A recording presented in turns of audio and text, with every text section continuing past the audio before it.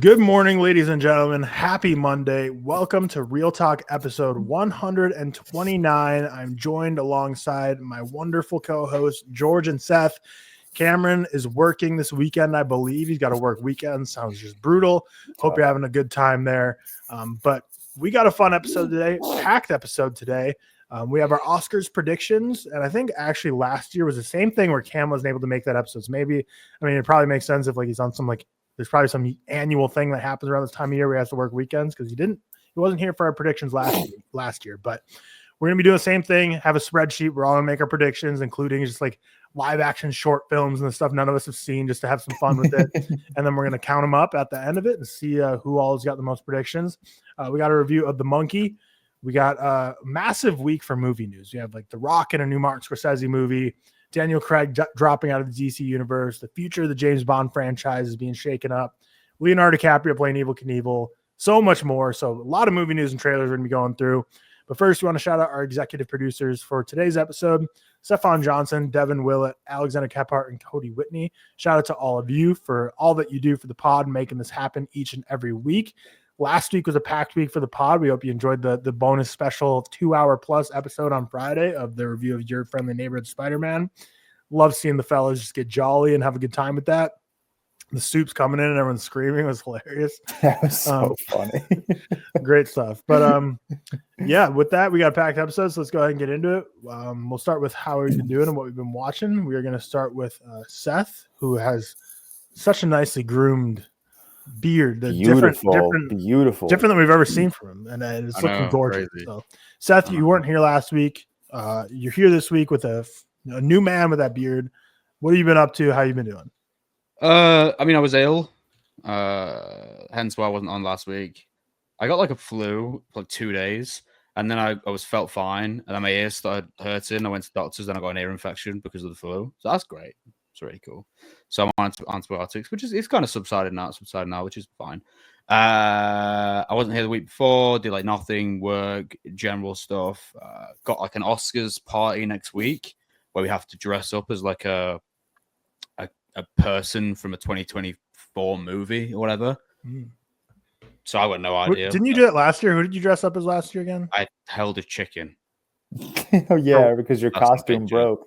It was it was a fucking it was meant to be a chicken that you stand in, you walk with, but it just broke. So which is unironically such a good picture of you for some reason, because I don't know. I used it on my the way you're holding up the chicken, just I don't know. It's a good. Wait, but what movie was that for? Chicken Run. One of the Nuggets. You could do it again. Just run it back this year for feathers. No. I'm gonna do. I might buy a Wallace. No feathers. Well, I did say that. I was speaking to Henry, and he said just put a glove on your head and pretend to be feathers, which is kind of a cop out. Mm-hmm. But yeah, I'll think of something. Yeah, do Wallace and cover yourself head to toe in clay. Crazy. Get Aardman to just put it on you. No, because they're running out. We need to True. Got to conserve it. So feeling a bit better now. What did I do this week? Not much. Work wise, had a few days off, so I got to catch up on a bunch of releases. A few Oscars releases as well. I caught up on, which I'll go over in a second. I had a big day of sports yesterday. I was at football, UFC, boxing, crazy. That was cool. Went to see a friend. That's kind of about it, I think. Busy week ahead. Really busy week, actually. What have I watched? I've watched a lot. When did I last speak to you? What date was that? That would have been the 9th or the 8th. Yeah, I think because the entire yeah. Yep. Okay, so I watched The Master. George, have you seen The Master? I'm just gonna say the answer is yes, but I'm gonna say no because I haven't seen it since my pre-Letterboxd days. Okay, rewatch The Master. Yeah, I need to. I want to run through all of PTA's movies before the Leo movie comes out, and I'm sure we'll do an episode on him anyways. Yeah, for sure. I watched The Jericho Mile, which is Michael Mann's debut. It's fine. We watched The Lighthouse, Peak, obviously. Watched The Lone Ranger. You guys, it's been heavily. It's one of those Twitter things at the moment. It's been tweeted quite a lot. It's a video of a train scene in it, a train action sequence. Good film, really fun. We watched Collateral with Anna. Liked it a lot more this time, so to a 4-star. Straw Dogs, watched the Nightmare on Elm Street remake because it was on Netflix and I saw it. It's not good. Watched It's What's Inside. Yeah, I saw you didn't like that. No, You at didn't have all. fun with Not, that? Little no, bodies. Come on, that was a fun movie. not for me. I watched. Were you playing along? No, I was trying not to Play kill along myself. this movie? What the heck? It's like Yeah, it's a movie where like people like switch bodies, but it gets to a point where you don't know whose body is switching with who. Yeah. So like while Victoria and I were watching, we were like, no, like he's in her body, and like it was fun to like play around with. Yeah, not for me. I finally watched Synecdoche, New York. Peak, so good. Jesse, I'll say Jesse Plemons. Philip Seymour Hoffman's like the greatest of all time. I loved it. I loved it. Charlie Kaufman, I think, just has a way with me. Saying that, I need to rewatch. I'm thinking of ending things as well because I really like that on first watch. So good. Yeah. Good films, man. Good films. I watched Deliverance, which was cool. Watched Freshman, Sharp Mateo. Gothic. Watched that. Watched 2 Best Picture nominees. I'm Still Here. So it was a choice between watching that at the cinema or The Monkey this week. And because time was really limited, I had to kind of stick with The Monkey eventually, which Conclave I liked. Cool film. Good stuff. Not quite as silly as like I had been led to believe online. It's been memed way beyond what the movie actually deserves. I actually think it's like pretty earnest and quite emotional at times. I think Ray Fiennes is like really, really great. 3.5. I liked A Complete Unknown, I think, more than you two. Anytime Timothy just whipped out the fucking guitar, man, I was so in. Yeah, he crushed it. Yeah, I liked it a good amount. I give it a 3.5. I think it's like it's tough with Bob Dylan because he's such an enigma. It's like you can't really reveal anything more. But I also think it does not revolutionary in biopics, but I think it was done well and respectfully. And it didn't just turn Bob Dylan into like a caricature, which we've seen like Bohemian Rhapsody and co. So yeah, I liked it a good amount. Rewatched The Elephant Man, peak, like the greatest film ever. And then yesterday I watched The Monkey, which we will. Monkey. Yeah. Monkey. That's it. That's it for me. That's it. George, how have you been? What have you been? I've been good. What have I been doing? This was like a slower week at work. God, like every so often when we do these, like, what have we been up to? It just makes me feel like just so boring about my life. Then I get off the pod and I'm like, I didn't say that or that. Yeah, I know. Then every time Victoria listens to the episode, she's like, "Oh, like how did you forget to talk about this, and that?" I'm like, I don't know. Like there's so much pressure here to talk about my life. Yeah. But no, good. Work. I think I told you guys that we got mandatory back in office 5 days a week, and that starts in March. So I've been trying to take more advantage of work from home. So ended up working from home Wednesday and Friday this week, which is pretty nice. It gives me like time to like reset, I guess, instead of spending like my weekends resetting. I could reset in the midst of work, clean the apartment, do my laundry, catch up on any movies or TV shows. Working from home this week was big because we recorded the Friendly Neighborhood Spider-Man episode Thursday night. But I had fallen behind. So I had to watch like 8 episodes in 2 days. So how many episodes were there in the season? I thought there was just 10. 10. Okay. Yeah, 10. How episodes. are they like normal length or are they like they're like a half hour maybe, probably a little less with credits. So yeah, Wednesday I worked from home and I just grinded through Your Friendly Neighborhood Spider-Man. Not much else. I mean, yeah, just work, gym. I told you guys I've been swimming a lot, which has been great. Naiad Carmi. It's yeah. like what sort of swimming? Just lap swimming. Yeah. How do you what's your style, George? Oh, I do freestyle, and then I have a kickboard, so I'll do a lot of like kicking like sets, and then I'll do like you have like a little buoy or like a little floaty thing that you put between your legs and you just pull. So I'm kind of like I'm doing everything. I'm not doing like breaststroke or backstroke or. Do you want to hear an interesting fact? I can't. I never learned to do a front stroke. It's the normal. So many people have been telling me that lately. And really, I never. I can only do breaststroke, but I'm a fucking good breaststroke. Demon at breaststroke. But I can't. Every time I try and do front go, I just can't. I never learned to do it. That's so crazy. I mean, really weird. When you come to New York, maybe we'll go swimming. We'll go gym. We'll go gym for sure. That'll definitely Me, happen. you, Like Tyler. right before George's Cam. wedding. Like you won't be busy. Okay. We'll get one pump in the morning of my wedding. Yeah. But no, yeah. So swimming's been great.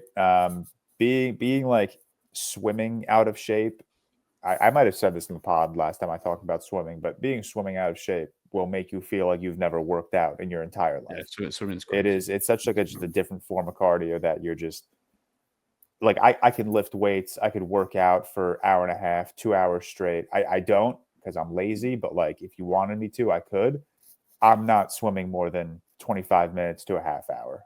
And I couldn't swim more than that. Yeah. And that's including like a lot of like breaks and rests. Yeah. It's a tough one to get into, but I am happy. Like I said, I don't play a lot of tennis anymore, which kind of sucks just because it's very expensive in the city. And then even when the weather gets nice, outdoors, most courts are first come, first serve, or they're very. Are you paying like via hour, I'm assuming?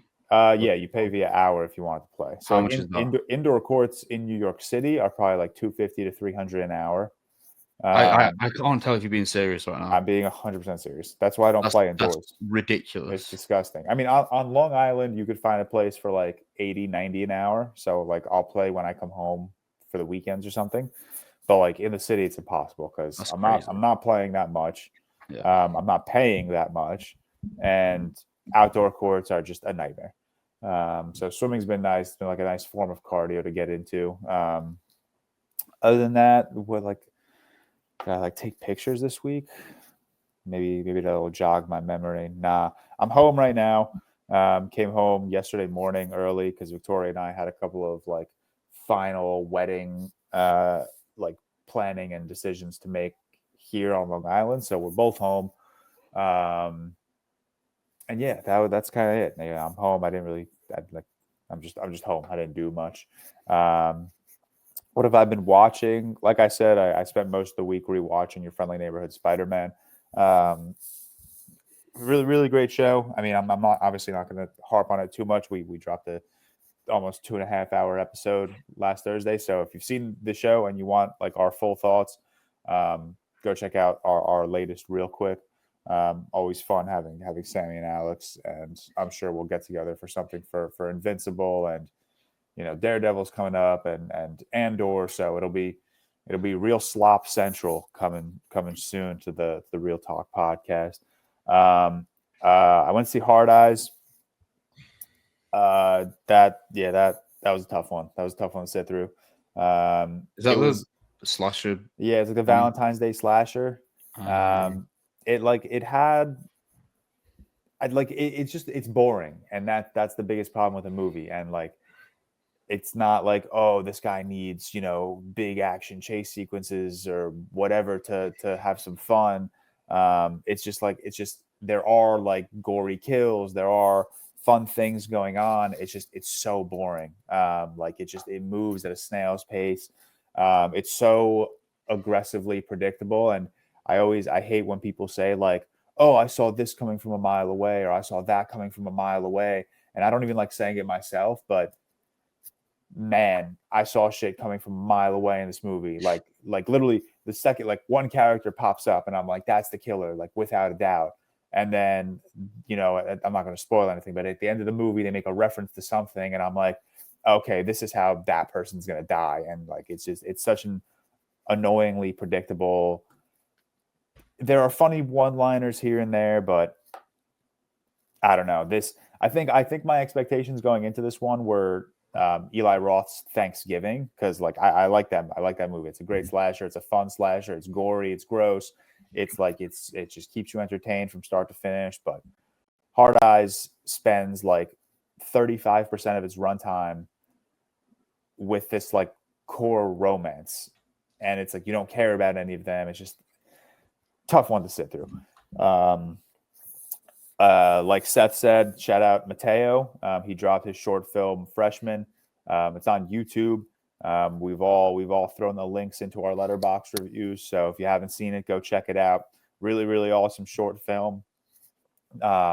Really unexpectedly emotional short film. He really like tapped into some deep core memories of mine, starting freshman year of college, starting college with no sense of community, no sense of direction. And, he did a really good job. It was beautifully depressed. It was very uncertain narrative. It kind of made way for a lot of like hopeful energy post credits. You kind of like your mind kind of goes wild, like, oh, what does this mean for this main character? And it's just a really, really well written short film. So shout out Mateo.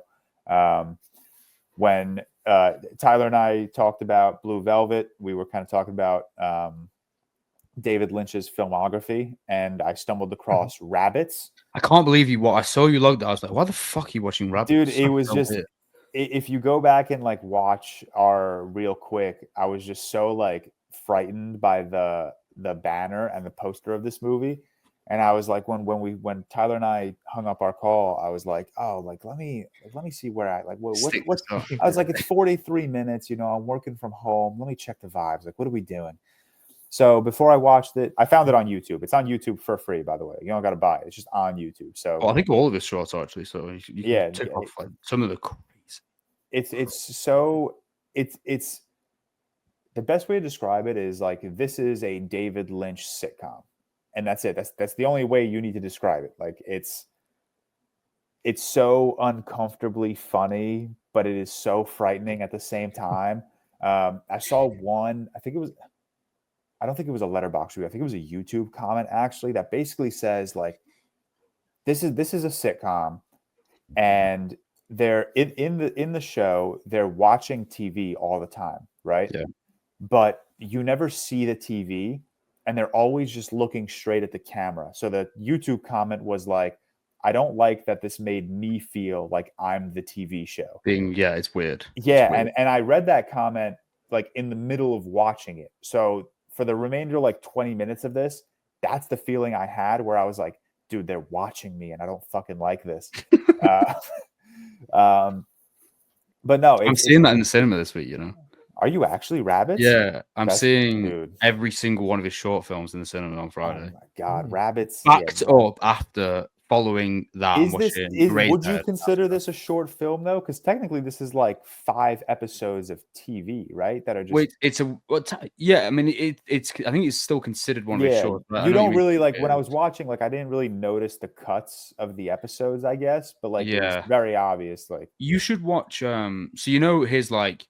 A lot of people call it like a magnum opus because it was his last feature film and it was huge. Inland Empire, like the 3-hour one. Yeah.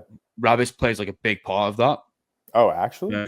Yeah. And you should also watch, George, and I want you to look at this now. I want you to look at the cover, and I'm so looking forward to seeing this in the cinema Friday. The Grandmother, which is one of his earliest shorts. It was before Razorhead. Look at the banner of that. Oh. Yeah, shit is fucking creepy. That looks like Heath Ledger's Joker scar. It kind of does, yeah. Fuck. All right, I forgot to mention that. I'm really excited to see them on the big screen. That'd be crazy. But yeah, Rabbits was fucked, man. Yeah. So fucking creepy. But it's David Lynch. There's no like other way to describe it. It's David Lynch doing a sitcom. Check this one before I forget. Just look at the banner of that. Of what? What's it called? I put it in the group chat. Oh, dude, why would you send me that? It's crazy, man. 6 men getting sick. Look, what a guy. What the fuck? Oh my God. But yeah, Rabbits was fucked. Please watch it, Tyler. I would love your thoughts. It's so you should watch creepy.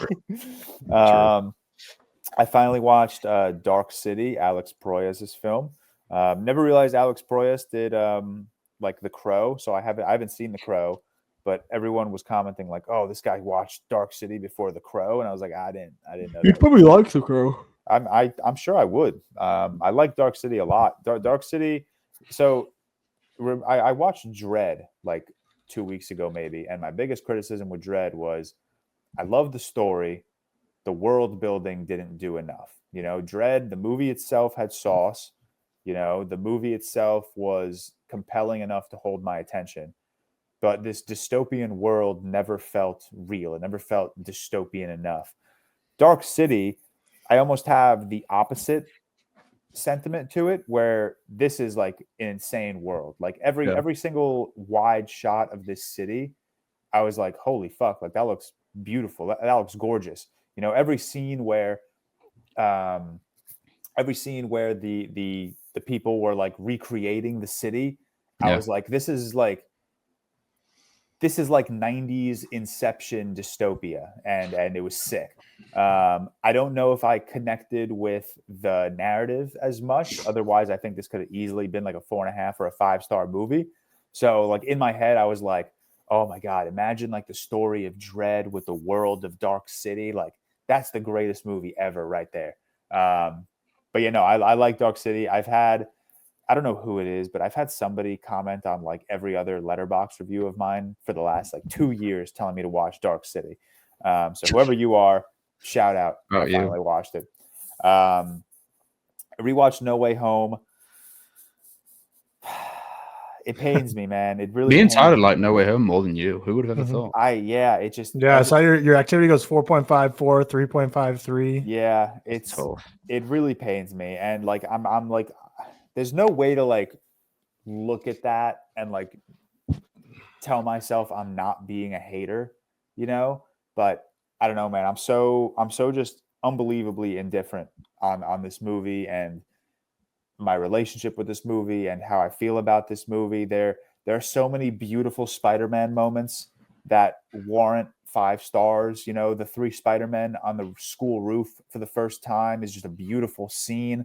But then there's so many moments that are just so fucking ugly and so poorly written and just so creatively devoid. And it's just like, it's so frustrating because we have a movie where we have all 3 of our Spider-Men on screen and it's beautiful and it's fantastic. And I feel like me and us, you know, we're all within the same like 2-year age gap. We're like that perfect age where like, you know, we grew up going from Raimi to Tasm to the Marvel Spider-Man, the MCU Spider-Man. And you finally get this movie, and I'll always be thankful for this movie for giving me probably the best theater experience of my life. I will always cherish that experience. I'll always cherish the build up to this movie, all of the trailers dropping, you know, all of these leaked set pictures, people arguing, are they real? Are they not real? You know, and then you watch the movie in theaters and you get that Toby and Andrew reveal and the theater explodes. I still love watching those videos. But then you rewatch it at home by yourself in the dark, and it doesn't have that same it just doesn't have that same entertainment quality, and that it forces me to focus on the lows of this film significantly more, and they really stand out. You know, it's so you watch Raimi's Spider-Man 2 and then you watch No Way Home. There's one should never do that transition. There's just such a big difference in just the quality of direction. Like there's so much sauce in that Raimi trilogy. Even Spider-Man 3, I don't like the movie that much, but the sauce is undeniable, you know? And then you watch No Way Home and there's just no sauce. It's bland green screen, bland backgrounds. It's tough, man. I'm going to say 3 stars is the lowest I can go, but hopefully I never rewatch this movie because I don't know, man. It's a bad movie, and that's what sucks. It's a very bad movie, and nostalgia is what is holding up my rating right now, and the fact that I just love seeing all 3 Spider-Men on screen together. So yeah, we'll talk the monkey in a bit. Know how on Disney Plus you can watch Kingdom of the Planet of the Apes like without the CGI added in. Like there's different versions you can watch. Really? It's just like it's just like the people walking around in their motion cap. They need to have a MCU like fan experience where it's like it has crowd noise piped in, and like when the portal scene happens, like in the very bottom corner of your screen, you see like the smallest silhouette of someone doing like a backflip in the theater. And you do notice that, when you watch No Way Home, there are moments that are literally built for reaction. There are these pauses. Literally, when Andrew Garfield jumps in the screen, it's literally like you can tell that there is a pause for an applause. And the portal moment with Tobey Maguire, like there's literally a pause. There's literally a pause for applause, and it's like it doesn't work well when I'm sitting at home, very tired. You're not applauding? Yeah, I'm not applauding by myself. I'm sitting there rolling my eyes, if anything. But yeah, that's how we watched Spider-Man Across Spider-Verse last night. That's a movie, man. That's a real fucking movie, dude. That is Holy Real shit. 3.5. Stop. You guys are so bugging out right now. Bro, I have it at 4.5. What do you I mean? know. Tyler is so bugging out right now. That is I such love it. Tyler's let the looks like a movie boys warp his mind into thinking I don't even across know. the Do they Spider-Verse. dislike Across Spider-Verse? I don't know. Probably. Probably. It's a Seems popular like a film. movie they would dislike. You should have then- taken. You should have taken that in the. Yeah. Spoiler. Yeah, spoiler for our draft on Nothing. Thursday. Mhm. And then Final Destination 2. I watched Final Destination 1 like a couple months Hell back, yeah. maybe. I Yeah, love those movies, man. there's I mean, it was after I watched The Monkey. There was a lot of The monkey got comparisons you to Final- craving. Yeah, it just got me Yeah. craving some like good unexpected kills. And we'll talk about The Monkey in depth, but that movie did not give me that.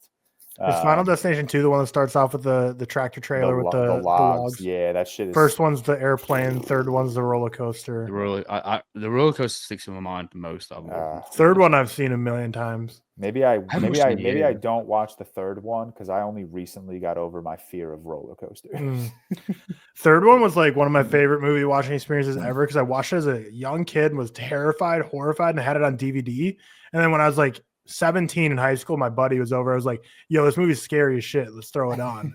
And we were like, oh, this isn't scary at all. It's like the funniest, like these movies are so fun to watch. It was like one of the best experiences ever. I was like, why was I scared of this for so long? Yeah, these the No. 1 and 2. But it's like if you watch it when you're like 6, you're gonna be scared of everything. Oh, in the yeah. world, and then be anxious everywhere. Of course. But then you watch it when you're an adult and you see like the weight, like it's just funny shit, man. It's just crazy. They are funny. Two had some unbelievable kills, man. Like genuinely some funny as fuck kills. Mhm.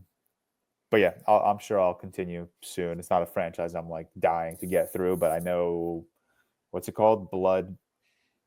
What's the new one called?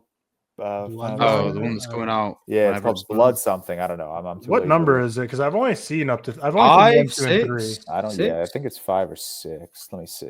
Bloodlines. No, is the 5 new came out in one. 2011. This will be the Bloodlines. 6th. Yeah, the this 6th will one. be 6. Final Destination Bloodlines. Yeah, I've only seen the first Bloodlines. 3.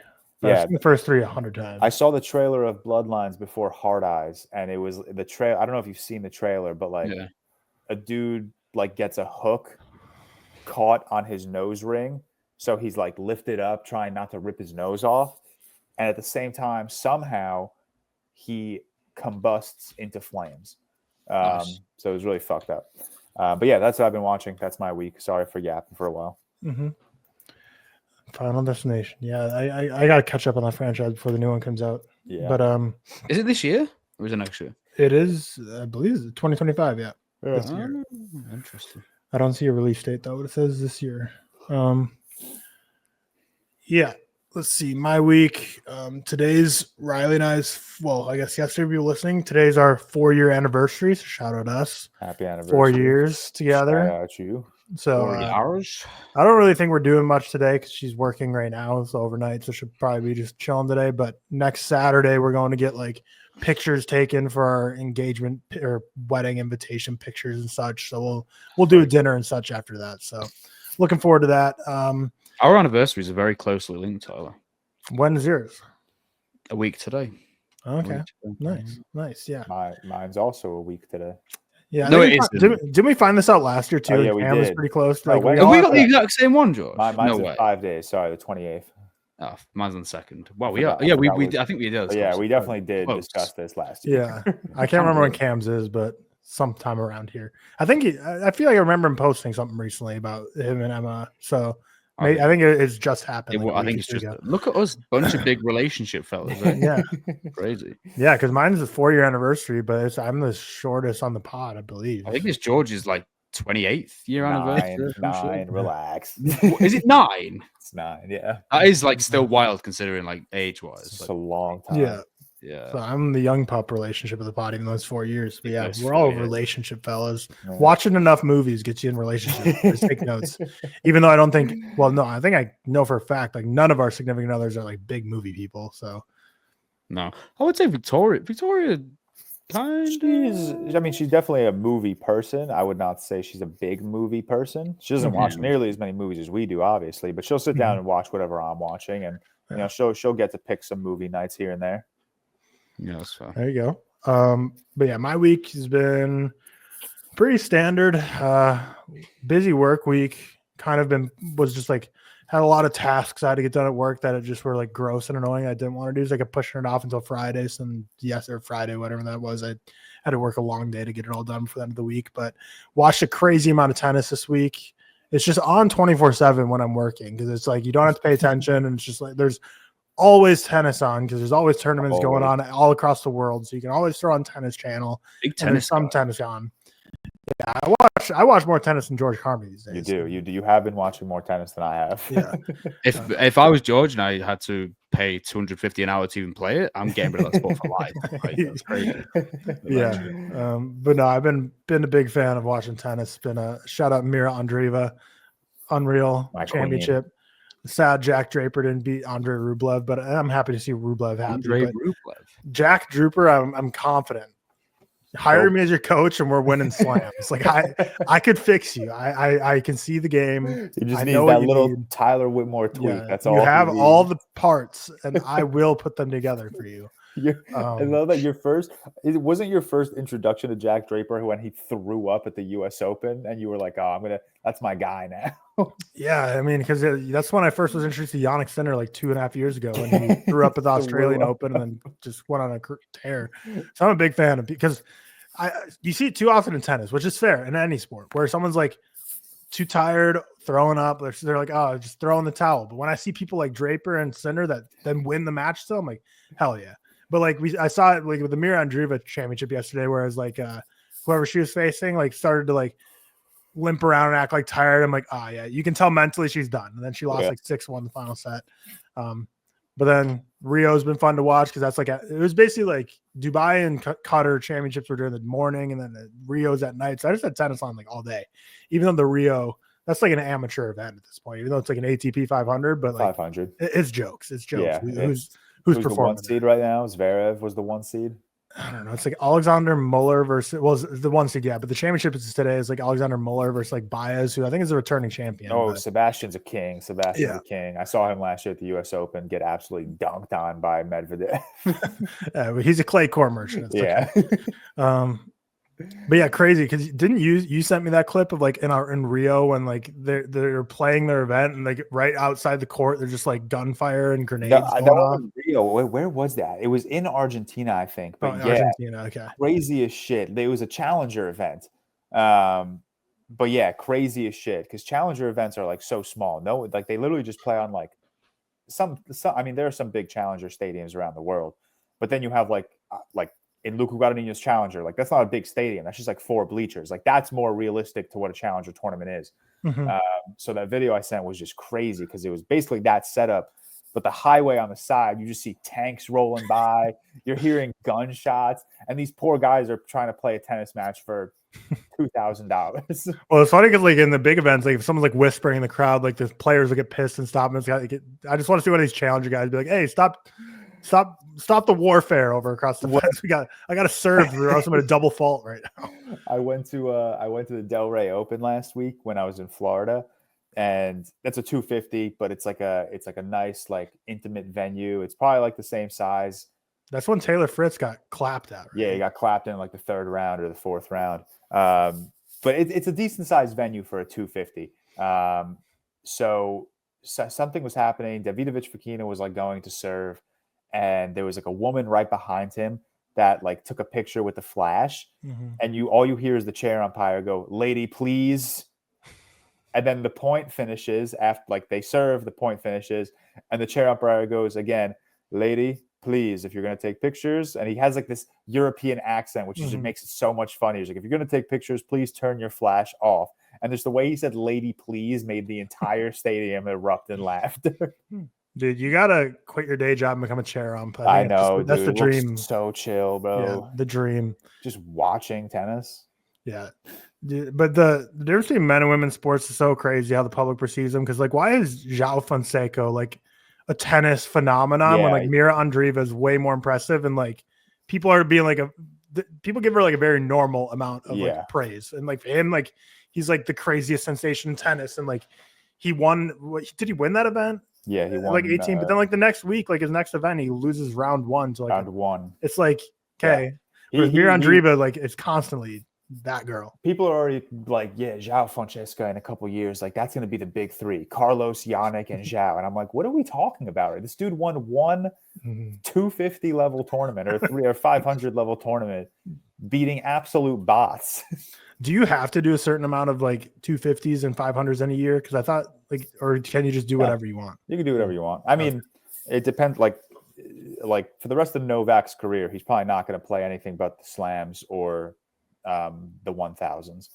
A lot of younger, like lesser, lower ranked players will play a lot of 250s and 500s just to build experience, and also like maybe like, does it help your ranking too if you win them? Yeah. If you win a 250, you get 250 ranking points, and if you win a 500, you get 500 ranking points. So, it helps a lot. And like I said, I think I texted you this a while ago. A lot of like bigger players sometimes will also play like 250s when they want to like clean up their game, if they're like trying out something new in their game or whatever.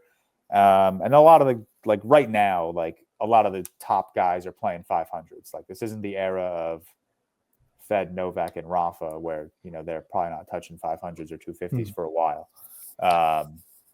Like Carlos. Novak did. And so I wish I would have like been logical and like just like hammered betting on Matteo Berrettini or something because it was so obvious. I think I texted you this too. I'm like, the fact that Novak's playing this and he's like, oh, I'm perfectly healthy. I'm like, dude, he for sure got Middle Eastern money. Like some like Middle Easterner like gave him a ton of money. He's like, play in our event, please. Because it wasn't like a competitive first round match. He just gets eliminated right away. So I'm like, yeah, for sure. Some like person just like was like, please, I'll give you like $1 million just on the side just to play in our event so we can sell more tickets. He got bread. And then it's also funny because it's like he's coming off of injury, so it's like such an easy like loss to just be like, oh, you know, I'm still not 100%. Like, all right, bro, you lost to Matteo Berrettini. You could beat him on 1 foot if you wanted to. Yeah. But no, tennis has been fun. That's pretty much for my week. I think it's gonna be a pretty standard week coming up as well. Nothing too crazy. But what I've been watching, Freshman Mateo, all of us logged in on Letterboxd, and we all linked the video in there as well. So make sure you go check out his short film. Awesome stuff. Finally watched Sing Sing. I love Sing Sing, man. I thought it was so fantastic. I think Coleman Domingo is like heads and shoulders above all the other best actor nominees this year. And that movie just was so emotional, so incredible. Really did not expect to love it as much as I did going into it. And it was everything I everything I wanted to be and more. So Coleman Domingo, an absolute king. Clarence Macklin as well. Definitely deserved recognition for his performance. But I just thought that was a perfectly constructed movie. Greg Quidar, I don't think he hasn't really done anything else. That's why I really haven't seen anything else. He hasn't done anything else before this, really. But he crushed this. So I'm excited to see if he does anything more. But Coleman Domingo, one of these days he'll get his rightful praise from getting an award finally. We'll see what it ends up being for. But this is about as good as you can possibly be. 2 nominations in 2 years. Yeah, wait, crazy stuff. 2 years, 3 years. 2 years, because last year was Rustin. Yeah, Rustin. Ass movie, but he was fine in it, I guess. But no, he was good. He was good. It was very. I can't even remember. I don't know. I watched it like over a year ago, but it's such a forgettable movie. Very. I watched I'm Not a Robot, which is a short film nominated for I want to watch Oscars. Yeah. Not all of them are like super easy to watch, super easily accessible. So we'll see if I can get all of them done before the Oscars. I mean, if I can, I will. But it's just a matter of like if some of them are just going to be impossible to see, then there's no shot.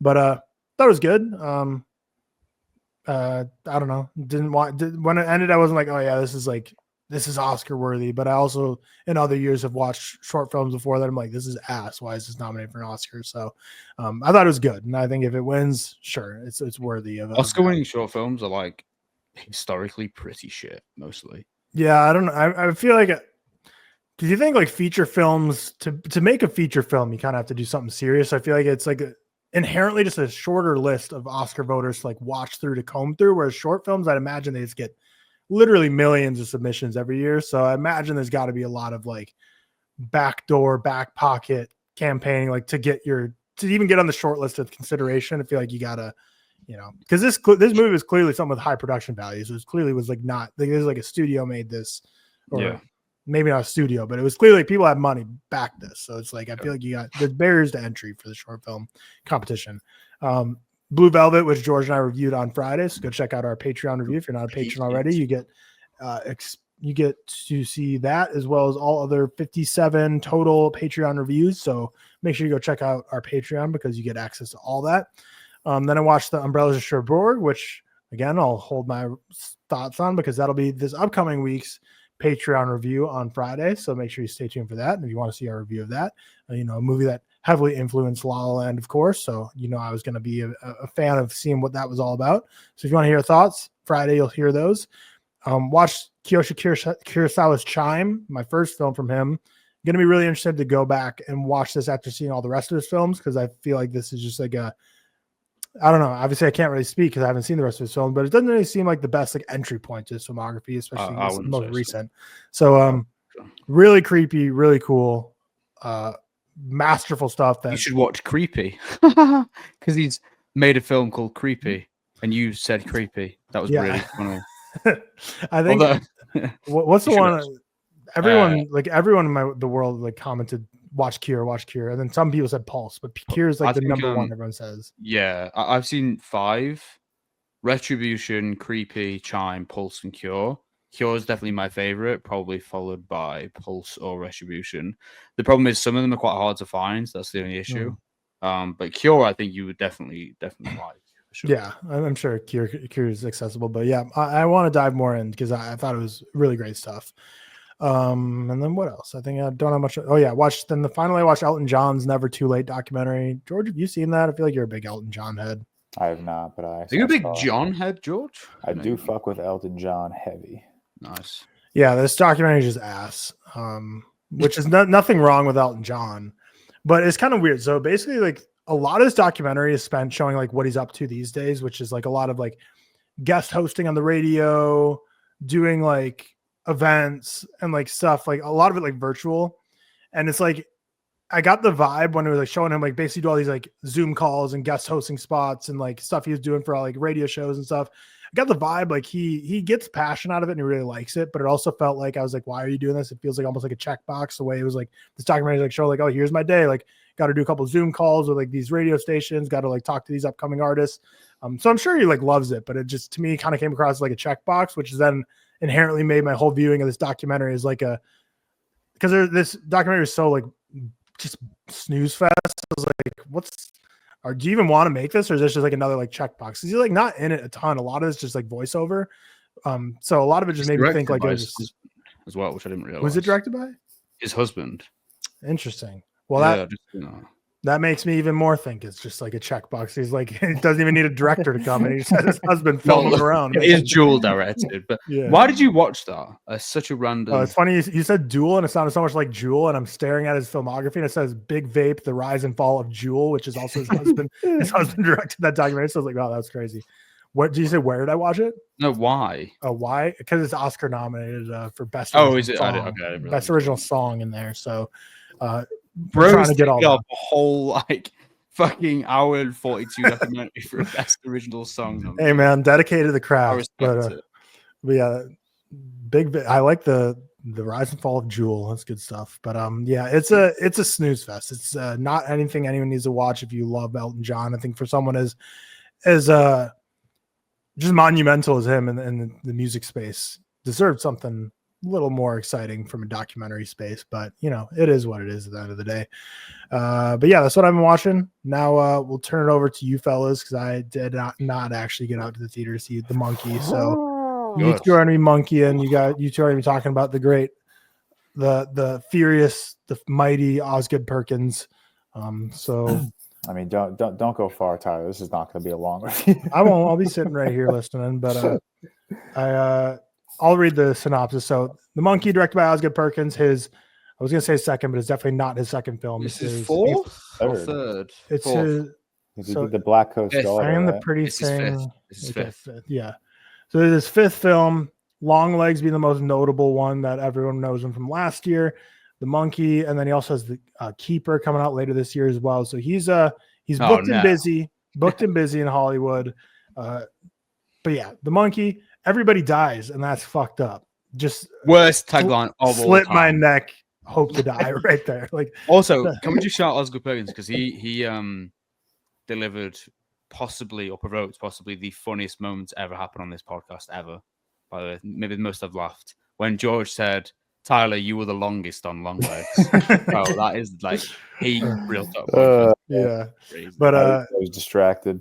well, first off, shout out Osgood Perkins for having an awesome dad, because Anthony Perkins is an insane icon and I love him so much and I never will not love him. So just because his son's not making great movies does not reflect poorly on the father.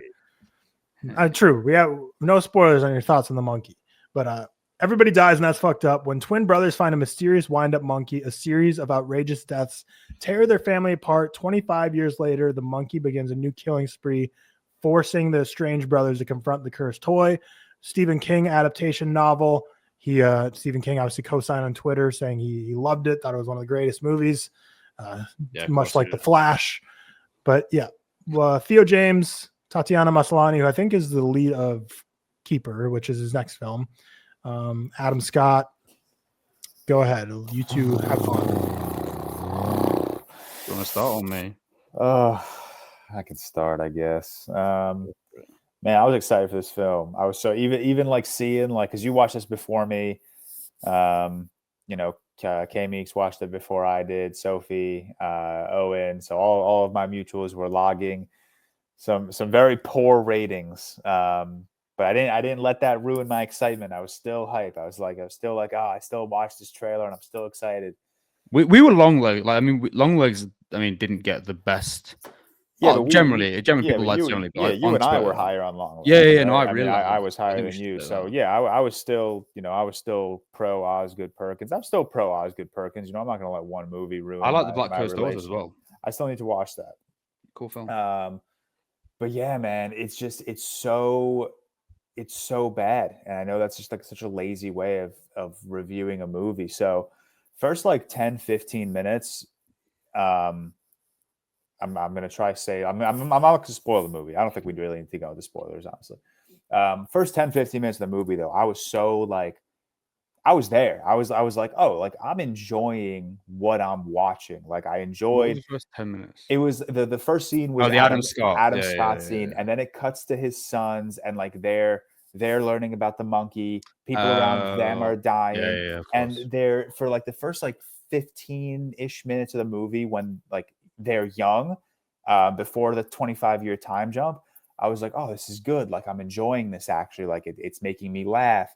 I'm liking the kills. The comedy is working.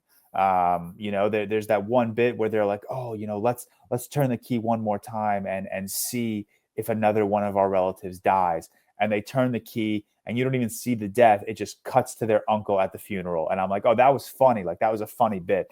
And then, man, the time jump happens and this movie just loses itself, dude. It every scene just gets progressively worse, progressively more boring, progressively more nonsensical. There are a lot of obvious comparisons to Final Destination. That's not an original thought. I've seen a lot of people say that, but it really is just knock off Final Destination. But none of the kills made me anxious. None of the kills made me feel like, oh, this is something that could happen to me by chance. None of the kills like made my skin crawl the way. And I just watched Final Destination 2, and I mentioned earlier, like that movie's got some insane kills, but like kills that genuinely make me scared. Like, oh, that could happen to me. Whereas like these kills, they're so predictable. Exactly when every single kill is coming. They're not like they're gory, but they're gory in like a shock value sense. But this movie, you're never captivated enough or locked into this movie enough for its shock value to ever work. Theo James, not innocent. I've been seeing a lot of Theo James innocent tweets. Not innocent. He's a very good-looking guy. He's a good-looking dude. They did his best to make him look ugly, but he still looked good. No, bro, but he's not a good actor in this. I don't even know what else I would see. I mean, you've seen him in. I've seen Divergent, and that's it. Yeah, I haven't seen the remaining two of those. So bro's not seen Skins. I don't even know what that is. Okay. Isn't he also in the In-Betweeners 2 movie? Yeah, he is. Hell Yeah, yeah. he is. Shout out. Yeah. I'll remove He's myself. like the bully, the goat rep. Yeah, I've never, yeah. So Theo James not innocent from what I've seen. Theo James not a good actor. But yeah, man, I came into this. You go into a Stephen King, adapted film, and you're like, oh, like it's Stephen King, like they can't fuck this up. And then like, oh, Pet Sematary, they fucked up. They're fucking things up left and right. So the monkey just did not hit its mark. It was so painfully unfunny. It was so painfully devoid of like intellect. Like it was so stupid. Like that's the biggest problem with this movie. Like I watched Hard Eyes, and the biggest problem with Hard Eyes was just how boring it was. Biggest problem with the monkey was just how stupid it was. Like nothing like flowed properly. Every scene just felt like it was like shot out of order, and then Osgood Perkins just like stitched them together somehow. Like none of these scenes flowed properly. A lot of people, not a lot, that's an exaggeration. A couple people left the theater early. There was a specific point in this movie where people left, and I want to know. Try to put spoilers on if you hear them. It's not. I mean, it's not even a spoiler, but I mean, it is a spoiler. But who cares? The scene where wait, we need fucking Tyler to put the spoiler tags on. All right, spoiler. Oh, you're done. Okay. The scene where the bugs go into the guy's mouth. Oh yeah. A lot of people got up and left after that. I almost did as well, but I was like, there's probably like another 10 minutes left. Every scene with him was so bad. Yeah, the police officer, fake police officer. Well, like you know who he is, don't you? Do you remember him? No. He is. Is he in another movie that I know of? No, he's the Mike Myers like understudy in Halloween Ends. Corey. No. Yeah, I knew I recognized him. I'm looking at it now. Rowan Campbell. Yeah. Holy shit, dude! He had long hair in this movie. I didn't even pay attention to that. Man, he's just going from shitty horror movie to shitty horror movie. Fuck that guy. But yeah, man, nothing was great. I hated his son in the movie. Everything out of his mouth was just so shitty. Not like shitty, like bad, just like shitty written. Yeah, man, his twin brother like praying to the monkey, like that never worked for me. It was, I don't know, man. It's like there are bad movies. This is like the biggest offense of this movie, I think. Captain America: Brave New World, bad movie, worth talking about. The Monkey, bad movie. If we didn't talk about it this episode, I would have been like, all right, cool, fine. Like, who cares? Like, it's such a nothing movie. And like, I mean that genuinely in the most disrespectful way possible. Like, the kills were just nothing. The shock of the gore was just nothing. The screenplay was a whole lot of nothing. You don't care for any of the characters. The only character I like kind of was intrigued by was the mom, and they killed her off in like 5 minutes. So yeah, man, this was such a disappointment because, like I said, I loved Longlegs a lot. Obviously, it was top 10 of last year for me. So I was excited for like Osgood Perkins' follow-up. I like the trailers. I'm not going to revise my trailer history. I really enjoyed all the trailers I saw for this movie. And, even as all of you guys were logging, 1.5 star reviews, I was like, nah, I'm still excited. Like, I'm still very excited. And yeah, my excitement and it just dwindled with every scene. And every scene that went by, I was just like, oh, fuck, this sucks. Yeah. But yeah, that's my review of this disappointing film. Definitely, it's not my lowest rated movie of the year, but it is certainly the most disappointing of. It's my highest rated film of the year right now. Is it really? Yeah, it's also my lowest rated film of the year. Oh, you've only seen one? I've only seen one film. You didn't watch The Gorge yet? The what? The Gorge with Anya. Oh, the Apple TV one. No, I haven't seen it. I probably won't watch it, to be honest. Nothing's catching my eye, man. This year, and it's ranked 6. So, wow. So what are the two under it? Presence and The Shrouds. Presence is under it. Hated, dude. Presence. Dog. No. What? Dude, that had to have been for the Shrouds because of his King Cronenberg. No, actually, the Presents.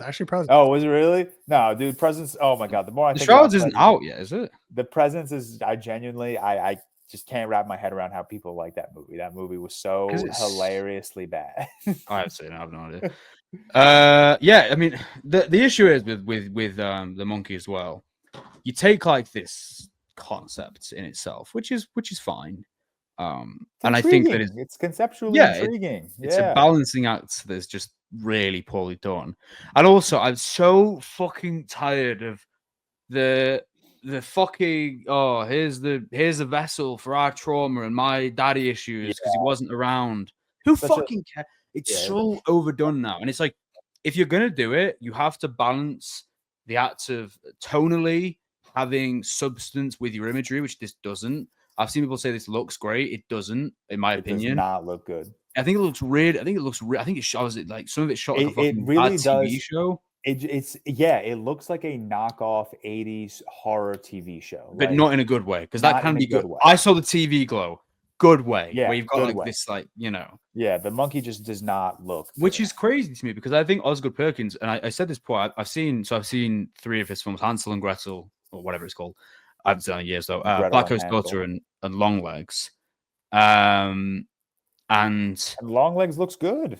And Black Coast Daughter looks really good as well.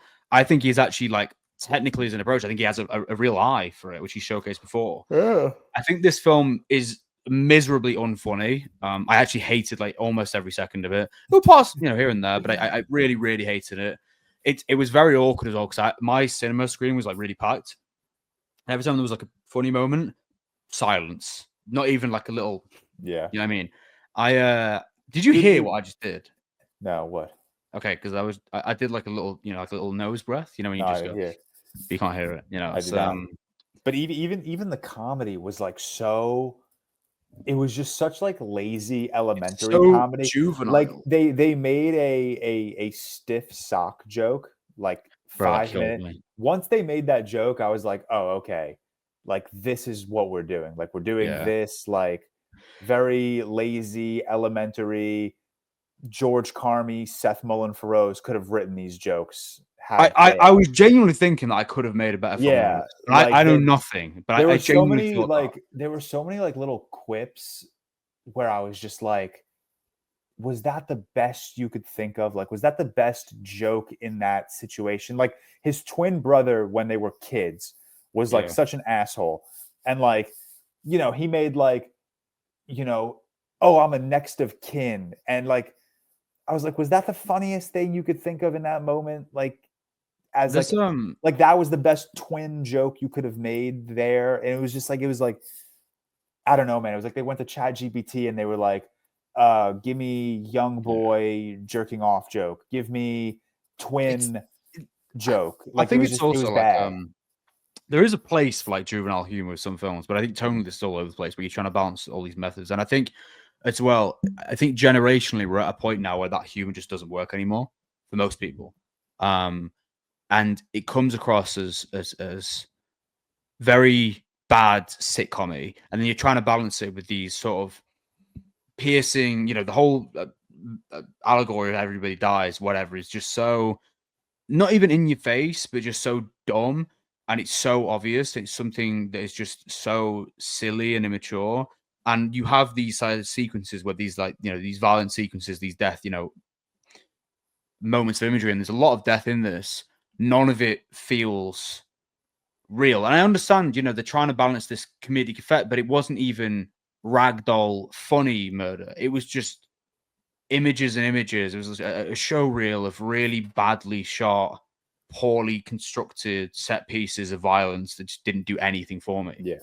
Like nothing, not even like a little reaction here and there. Even the and then you have like, cool.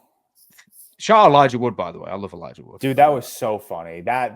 He's the only good. There's the funny thing. He's like sitting in like a iron throne of books, and he's like, "Oh, I do this. Like, this is my day job." I love Elijah. Like, bro, shut the fuck Elijah up. Wood should have had Theo James's role. Theo James didn't fit this vibe. Theo James just doesn't fit like.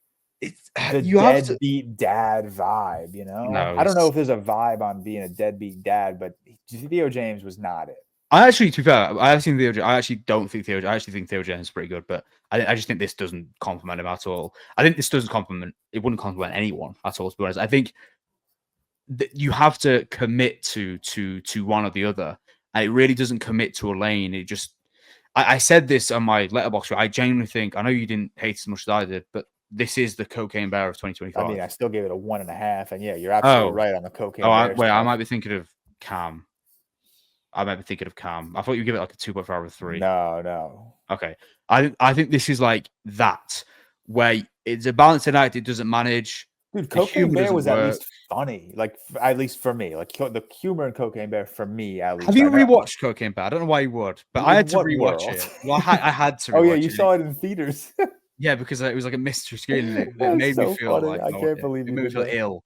But it's like you just have these showreel of not necessarily shock factor. I mean, it kind of is, but not well placed, not well constructed. No. It doesn't evoke a physical reaction, and then you try and intertwine it with the classic, generational trauma, like daddy issues and whatever, and you just do it in the most juvenile way. And I understand that it's again it's based on a book and whatever, but it's there isn't okay.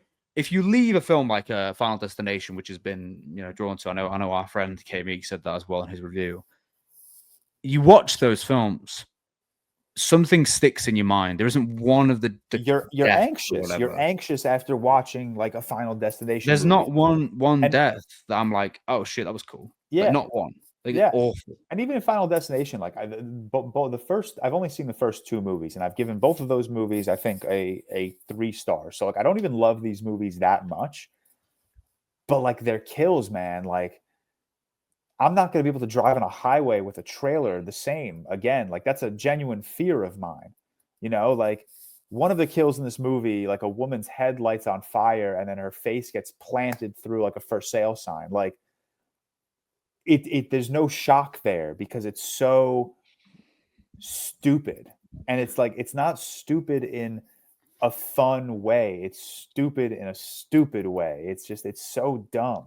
I worry about Osgood Perkins as well because his films, this is Longlegs included, and Longlegs, as we already said, I mean, you loved. I really liked it. It was great.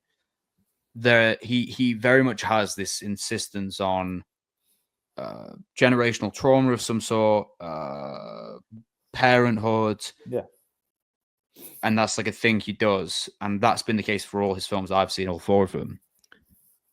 I worry that with his kind of aesthetic and his like need for placing humor in there, which is present in Longlegs as well, but this obviously more so. I don't want him to keep doing films like this where he just tackles the same thing over and over again, because I think it will get very tedious. Because like I said, I think aside from this film, which I think doesn't look very good at all for the most part, I think he has an eye for framing. Like some of the fucking the first scene in Longlegs, it goes fucking crazy. Yeah, it's so well done. With the like when they walk up to the door and he's shot and whatever, crazy, amazing. Showed none of that in this. I can only hope. I don't know what's his next film about. Actually, I genuinely don't even know if he's about to make another film. Liz and Malcolm escape for a romantic anniversary weekend at a secluded cabin.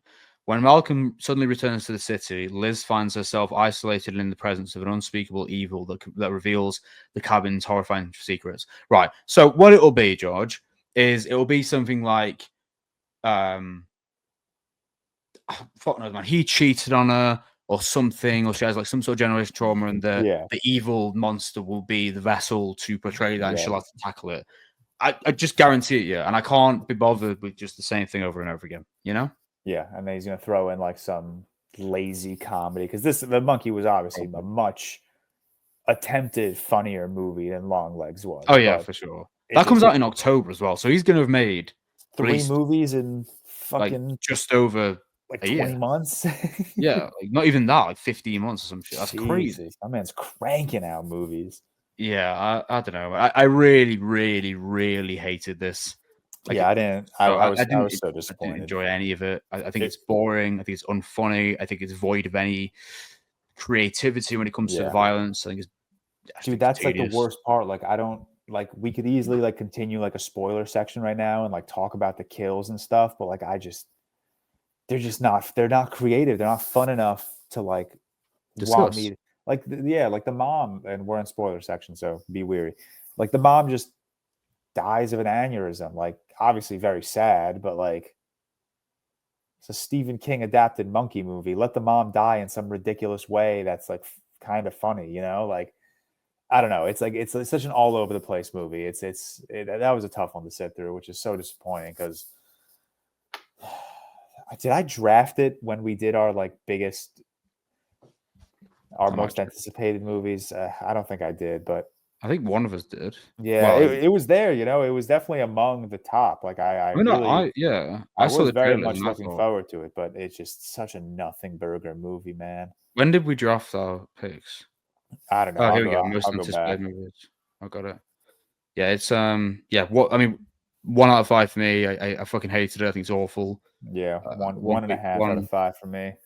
1. I don't even know why it's a 1.5. 1.5 seems way too generous for this movie. You did draft it. You gave it a 4 prediction. Oh, I give it a 4. No, George is off to a cracking start there. Lovely stuff. Yeah, Tyler, don't watch this film, man. It's okay. George, you also had The Gorge at a 3 on your list. Oh, wait. A 3? Yeah, that's fine prediction, but still, you have 2 already done for the year, and you weren't in love with it. Did we judge it on what our rating was going to be last year? Yeah, we did that. Okay. That's not bad. Yeah, Tyler, don't watch it. It's fucking awful. No, Tyler, watch it. No, don't watch it. I will, but not in a theater. Well, then it'll be even more awful. Yeah, that's it on the Monkey Man. That's not the Monkey. No, not the Monkey Man. Good. Monkey Man good. Monkey Man good. Like people tweet and talk about it all the time, but it is really crazy how much monkey media has been coming out the past year and a half. Big year for the monkey. Big year, honestly. I need to watch Better Man as well, to be honest. You really do. You have to do your home country a service there. I know. People, what can't remember watch. Someone was like, you have to watch the Better recently released monkey movie or something. Like one of the top reviews for the monkey, I think, said something like, "Wait, this isn't about Robbie Williams or some shit like that." This is Robbie Williams now that he realized no one saw his movie, so now he's taking out his frustrations. And it was a top review. It just says, "I'm sorry, but what does this have to do with Robbie Williams?" Shit film, terrible. Fuck it. Osgood Perkins, come on, man, you can do better. Happens. Can't win them all. But this is a significant loss, though. This isn't just this is a big loss for sure. Like going from a 4 in July to a 1 for me, to a 4.5 to a 1.5 for me. So yeah, not good. Yeah, that's tough. Let's see if I can make this happen as easily as possible, because now we're getting into our Oscar predictions. This is what means the most. I'm going to throw out some crazy predictions today. We're predicting them. Yes, predicting them. So we did this in 2024, and I won with 17, Cam with 15, Seth with 14, George in last place with 13. So trash. We're doing it again this year. Oh, look at me. The only one to poor things there. Oh, that is a... Yeah, what did we... Makeup and hair. Production design. Dude, Zone of Interest. What a forgettable movie. Oh my god. No. I forgot that movie existed. George, Anatomy of Fall for editing. What are you doing? Yeah, I was you were throwing the draft. Oh shit. The Wonderful Story of Henry. Did that win last year? I didn't even know. Live action film. Wow, none of us clipped animated short film. Oh, statistically, that's surprising. Man, fuck. Oh, we all clipped that. Okay. Original song. Yeah, what was that made for? Such an obvious win. Oppie, Godzilla. Wow, I fucked up with the screenplay. Oh, wow, I forgot American Fiction 1 adapted. Why did you pick that, Tyler? Like, how did you... I just think I follow Oscar race a little more. Tyler's in the know. That's so crazy. To be fair, this year I've only really been paying attention to the best picture and actors race. I was the only one that picked Emma Stone. I mean, that was like a really... It was a pretty shock. Yeah. Like, it was like a... Yeah, fair. Well, we all picked Killian. Well, again, this year, that's going to be really the deciding factor again this year, because it is kind of another 50-50 this year with the best actress. So my goal here is to predict every single one incorrect, because I'm picking hot takes today, maybe. Okay. Yeah, so we got on the left, we have the nominees, which we also have here on the bottom here, but we're just going to scroll through in order. Actor in a leading role, we have the nominees: Adrian Brody in The Brutalist, Timothy Chalamet, A Complete Unknown, Coleman Domingo for Sing Sing, Ray Fiennes for Conclave, and Sebastian Stan for The Apprentice. I need to watch The Apprentice. I forgot to watch that one. I guess we'll just keep rotating who's going first. So I'll start at the top for Tyler. I am predicting Adrian Brody to win this award. Could paste that to my name as well. I'm predicting Adrian Brody. Paste that shit to my name as well. I'm predicting Adrian Brody. Yeah, this is a weird one. I was talking about it in a TikTok the other day where it's like Honora and The Brutalist are like have been swapping awards races. Like Honora's picking up more lately, but people have been keep saying like Timothy Chalamet and Adrian Brody are like this 2-person race for best actor, but Timothy hasn't won any of these like precursors. Like who else has won other than Brody? Anyone? Didn't Ray Fiennes win a couple? Sebastian Stan won the Globe, but that was for a different movie. That was for a different movie. So it's like, but Timothy's one is literally nothing. And I think Ray Fiennes might have won something way a long time ago, but still, like, I don't know. Everyone's been treating this as a 2-person race between Adrian and Timothy, but I feel like that's just wishful thinking on Twitter. Coleman Domingo. Coleman Domingo should, yes, of course. George, I guess we can say who we think should for every award. George, who do you think should win? Like if you were of these 5, if you could vote. Of these if 5. I could vote, I'm voting for Coleman Domingo. Of these 5, yeah. All right, all of us Coleman heads. Nice. Supporting actor, we have Yura Borisov for Honora, Kieran Culkin, A Real Pain, Edward Norton, A Complete Unknown, Guy Pearce, The Brutalist, Jeremy Strong, The Apprentice. I mean, this is just like such a lock. Just engrave his name on the Oscar already. Yeah. Let's just say who we think Guy Pearce should win of these nominees. I agree. I agree as well. However, on rewatch of which I liked a lot more on rewatch of Real Pain, I don't know. It's one of those things where like I don't like Kieran Cole, or it's not like I'm saying that the way it sounds makes it sound like I don't like him. He's fine. Like I don't like him or dislike him. I don't think of him one way or the other. I like him in the movie, but it's one of those things where like I'm becoming a Kieran Culkin shooter just because of how annoying people are being like he's playing himself, zero talent, like which I low-key thought at first too, but no, there's talent behind that performance. I think a lot of people are just discrediting it for no reason. He has that like familiar, like sarcastic humor, which I don't love, but like everyone's like, oh, he's just doing Succession. Like, nah, he's not really just doing Succession. Best actress, this is going to be a big differentiator here. I'm taking Demi. I'm taking Mikey Madison. Just like I think she won like some of the recent ones. I think. Yeah. Mm-hmm. Hey. Oh, wait, whoops. Wait. I pasted the wrong one. You go, Mikey. Thank you. I was torn. I was like, I'm gonna just have a game time decision. I'm really torn. I really do think it is a coin flip. But I'm gonna go Demi, even though I really think Mikey probably will actually win. But I'm going Demi. I don't know. We'll see. The Oscars also loves like a good like speech giver.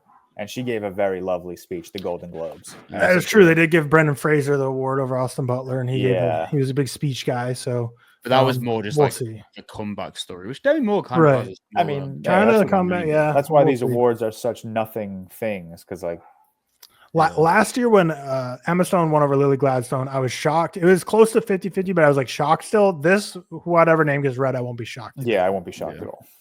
So it's a true 50-50, but yeah, there we go. We got a first differentiator here. I think supporting actress is one of the worst lineups we've had in a very long Agreed. time. None of these deserve it. All right. Ariana's good. Stop. No, I think I like Monica Barbaro and Ariana.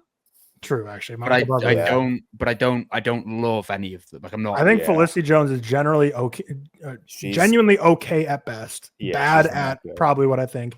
Isabella Rossellini is fine, she's but fine. It's nothing forgettable performance. Yeah, it's just like she's fine. But I mean, like, and it's fine if you're a supporting actress nominee and you're not in the movie that much. Like, that's fine. Like, if you leave a mark, but her scene didn't hit me as hard. But then Zoe Saldana, again, whatever. She's like the Judge Hirsch of like when he was in The Fabelmans when he was nominated for that. I just like he had a fine scene, but I'm not thinking about it anymore. Are we all going Zoe here? I'm predicting Zoe. No, I'm going. Yeah. You're going Monica, George? I'm going Monica. Nice. I mean, I'm taking all of those tweets that said Oscar voters are having trouble voting for Emilia Perez to heart. Taking them to heart. Okay. And I prefer it. I am hoping they come true. So I prefer it. Where are you going, Seth? I'll go Zoe Saldana. I think of these though, I think Ariana should win. I would take Ariana or Monica Barbaro over the other three. Agree with Seth. Those are pretty neck and neck for me. I'd probably go Ariana, slight edge. This is such a bad. Oh my god, I can't really believe this is bad a category. This is such a bad category. Yeah, I just don't care. Like I really just Holy actually no. The only thing I care about shit. is Zoe Saldana not winning, and I like Zoe Saldana. Like in last general. year, at least we had like Divine Joy Randolph and Emily Blunt putting on electric performances. And Divine Joy Randolph was like amazing as well. Yeah, like none And then of the these- year before, we had incredible fucking lineup with the worst really winner. good lineup. But every other yeah. nominee was great. Yeah. So they're just kind of lost with the supporting actresses. Animated feature film. Now it will be Flo, but I'm going Wallace and Gromit because I have See, to. The nominees we got are Flo, Inside Out 2, Memoir of a Snail, Wallace and Gromit, The Wild Robot. I think Flo's winning. I think it's a Flo's winning. 2-movie race. Man. But Seth's going Flo. I'm gonna still go with the Wild Robot. Yeah, that's what I think the other one is. And I don't know. It's I think it's Go Wallace. 50 between Flo and I'm not going Wallace. Wallace ain't winning. wow, They got the BAFTA though. I'm gonna go the Wild Robot too. It's my least favorite of the 5. I haven't seen significant it. margin. I haven't seen Memoir of a Snail should win. I think I've it's only the seen best 2 one. of these films. I really should watch them. I highly recommend you all watch Memoir of a Snail. It's like it's a heavy ass movie though, so it'll kind of bum you. Yeah, I out need to watch the these other day. films as well. So yeah, it's a bummer film, but in a good way. All right, now the fun stuff. Best animated short film. Oh, Yeah. Yuck fucking has this, man. Beautiful Men, In the Shadow of the Cypress, Magic Candies, Wander to Wonder, and Yuck. Yuck Seth has goes this. Yuck. He has this. I'll go with the ReelTok Podcast. Yes. Beautiful Men. Hell yeah. I was gonna go that as well. I'm gonna go Wander to Wonder because it just sounds like a Malik. That film. sounds like a sick day. Yeah, That sounds like cool some Terrence name. Malick would That make is his cool. new film. Wander. Wander to Isn't his Wonder. new film actually called The Wonder?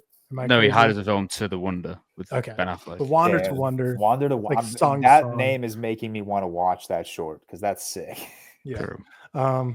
But I don't know if I had Ooh. In the Shadow of the Cypress just sounds like the movie that's gonna be read name out loud. I don't know why. It just sounds like something. I know what you read, mean.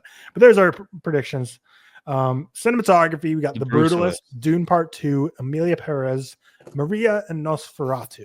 I'm gonna go the Brutalist. Yeah, I'm also gonna. And go I with actually Brutalist. I'll go the Brutalist, but I would pick Nosferatu here. But I actually think I haven't seen Maria and fuck Emilia Perez, but those 3, Dune, Brutalist, Nosferatu, I think that's strong points of all 3 of those. Like, Maria deserves to be here. It's not in my I've heard good it's things not in about my Maria. personal top 5, but that movie does look gorgeous. Maria's Emilia Perez- probably my The second guy who favorite of The directed Brutalist. the guy who directed Maria was nominated, I think it was El Conde, and he's done a couple of other films as well. Mm. His films always have like the Mhm. craziest visuals. Like it's a Yeah. constant theme. So No, it's my second favorite nominee here, but The Brutalist is what I think will win, and I think that's what deserves to win overall. I don't mind it. All right, well, we're all in agreements there. Yeah. Costume design, we have a complete unknown, Conclave. Conclave, Gladiator 2, Nosferatu, and Wicked. I would give it to Nosferatu, but I think Conclave will win. Wow, not even a Wicked mention. No, Wicked's cool. I like Wicked's costume, but I just think the Nosferatu is kind of my jam. And then Conclave. So you're is- predicting Conclave, right? You want that? Yeah, in I'm your- predicting Conclave. I'm gonna go Wicked. Yeah, I just don't see a world where Wicked goes a home empty-handed. Well, I don't, but we haven't got to my. I also don't see a world where Conclave goes home empty-handed. So it's like, what do they give them? Yeah. And they could be here. Gladiator 2 is such a funny. I mean, it's fun. Like costume designs are good, but it's just like it's not nominated anywhere else. It just feels like a rant. Like they just like we need a 5th. They're like, Yeah. Gladiator 2, sure, throw that in there. And then because this is like such a weird category, like a complete unknown, like Damn, man. The Count of Monte The complete unknown is Cristo kind of weird. would have right, made like that. what costume? It's just 1960s, Like, it's just 70s, like entire. 60s clothes. And then that's why I said, because I think Conclave has a chance to win too. But it's like Conclave, do you just get a Pope uniform and just copy paste for everyone? That's like Cardinal uniforms. It's just what you like. What? Nah, what they're design? crazy. They go crazy though. Literally, there's costumes. I like them. I'll give it to Nosferatu though. Are those? Yeah, Nosferatu's costume design is great. Best director, we have Sean Baker for Nora, Brady Corbet for The Brutalist, James Mangold, The Complete Unknown, I might- as Jacques Audiard, and The Substance Corley Fargeau. I might go with something like wild here, just as like a. I'm gonna go James Mangold. Oh, Nice. okay. I'm gonna go James. I'm Mangold. going Sean Baker for Honora. Thursday, we're drafting movies with the most sauce. James Mangold has the least sauce. Of the director. No, completely unknown. Good. Stop. Good picture. There's zero sauce in it, though. You can't deny that. Yeah, but there's Logan Good. there's Girl from North Country being sung by Timothy Chalamet. That's fucking saucy shit. Yeah. To be fair, yeah, it did exactly. Just have Bob Dylan songs playing. You'll be smart. George, what did you predict? I'm going with Honora. Sean Baker. Sean Baker. Yeah. I think it'll be Honora too, but I kind of want to go the Brutalist. Switch it. But I don't know. I could Go even the see a world Brutalist. where they surprise Corley Fargeau, but I'm going to go Honora as well. I think Sean Baker is going to. I don't know. I think they love Sean Baker. Documentary feature film. I don't think any of us No seen Other any of Land, these. We have Tyler. Black No Other Box Land. Diaries, No Other No Land. Other Oh, yeah. Land. So Horseman I'll pick War. No Other Land. Soundtrack to a coup d'etat and Sugarcane. I think we're all going No Other Land. Yeah. I haven't seen it. I should watch that. I've been meaning to. The other ones I don't know if it's like really accessible to see. It got like a small theatrical release, I think. It did here too, but I don't know if you can see it after now. It's not in theaters. Porcelain War rings a bell, but I'm not sure what it is. But yeah, we're all predicting No Other Land. I think that one's gonna win for sure. Documentary short film. We have Death by Numbers, I Am Ready, Warden, Incident, Instruments of a Beating Heart, and The Only Girl in the Orchestra. Tell me you can't hear him announcing Instruments of a Beating Heart. That sounds. You want that one? I want that one. Yes. I'm gonna go Incident. I want The Only. It's too Girl short, in the Tyler. They don't do Orchestra. one worders. True. The Only Girl in the Orchestra, George. That just sounds like a sick short. name. Yeah, it's one of the longest. It's got to be one of the longer ones, sure. Let's see. Film editing. We have This- Honora, The Brutalist, Yeah. Conclave, Amelia Perez, and Wicked. Conclave got to be a lock here, right? I would say The Brutalist as a prediction. For I'm gonna say The editing? Brutalist. Yeah, I'm gonna say The Brutalist. I think it's a very, very strongly edited film. Yeah, I'm Very going strong. Conclave because Conclave. I don't think will go home empty-handed, and I don't know what else. Maybe besides like adapted screenplay. Production design. I'll switch it up. I'll go Honora. I think we'll go all different here. I really have no idea who's like supposed to win this award or anything. Conclave might be the one who's supposed to. I really have no idea, but yeah, we'll see. International feature film. We have I'm Still Flo's Here nominated from for this. Brazil, The Interesting. Girl with the Needle from Denmark, Amelia Perez from France, The Seed of the Sacred Fig from Germany, and Flo from Latvia. Considering we have a Best Picture nominee here, I'm gonna go with that. I'm still here. Well, we have two best. Here's a Yeah. question. Did We have two Best Picture nominees. Oh yeah, I'm bad. Did yeah, but that doesn't exist. It's not a real film. Did All Quiet on the Western Front? Did that win international feature? Yes. Okay, that cements my opinion. I'm still here. What did you say, George? I'm going. I'm still here. Just I am as well, but I think we're all going to be wishful thinking. But hopefully, I mean, Amelia Perez is winning this award, but out of principle, I will not be. Picking I'm not. her. Yeah. I wanted to see I'm Still Here before the Oscars. So I'm still going to try to. But so normally every year they release all the Best Picture nominees in theaters, which they still did this year. But both the AMC and Harkins around me, like all the theaters within like an hour and a half drive, only like they're basically like rotating a theater show on the Oscar nominees. So it's like basically I'm Still Here has one showing a day, but it's only on like Wednesdays and Saturdays. So it's like it gives you like it's like 1 p.m. on Wednesday or 1 p.m. on Saturday. Those are like only two options the whole week to see it. So I'm like just so inconvenient to give me so few options. So we'll see if I can find a way because it's not available on digital or anything. Whereas like Nickel Boys is, I bought it last night. I'd never ended up watching it. I tweeted saying not watching, but I would purchase on Amazon because it's the only choice. So I'll watch it before the Oscars for sure. But yeah, we're all going. I'm Still Here for Brazil. But again, terrible rollout for that movie. Like it's just impossible to see that anywhere. Megan and hairstyling. We have A Different Man, Amelia Perez, Nosferatu, The Substance, and Wicked. I think Amelia Perez will win, but I'm not going with it. I'll go with Substance. I'll go with The Substance. Come Yeah. on. Going with Substance. I almost want to go with Different Man, but I don't think they're going to give that movie any awards. But they usually like a good prosthetic. So The Whale won Best Makeup. yeah, it did. They like a good prosthetic, but it's like The Substance also has like 1 billion prosthetics. It's like it's just more than Different Man. But yeah, we're all going The Substance there. Original score: The Brutalist from Daniel Blumberg, Conclave, Volker Bertelmann, Amelia Perez, Wicked, or The Wild Robots. I'm going The Brutalist here. I'm going The Brutalist. I'm also going The Brutalist. I think the only other one who I could see winning would be like Conclave because it's such like a Conclave score's great though. they like Volker Bertelmann. He did the All Quiet on Western Front. Well, Which was I something. really I was like going to Conclave's say he came out of nowhere and won for All Quiet when Yeah. Babylon was the favorite. So maybe the same thing will happen this year. Yeah, yep. True.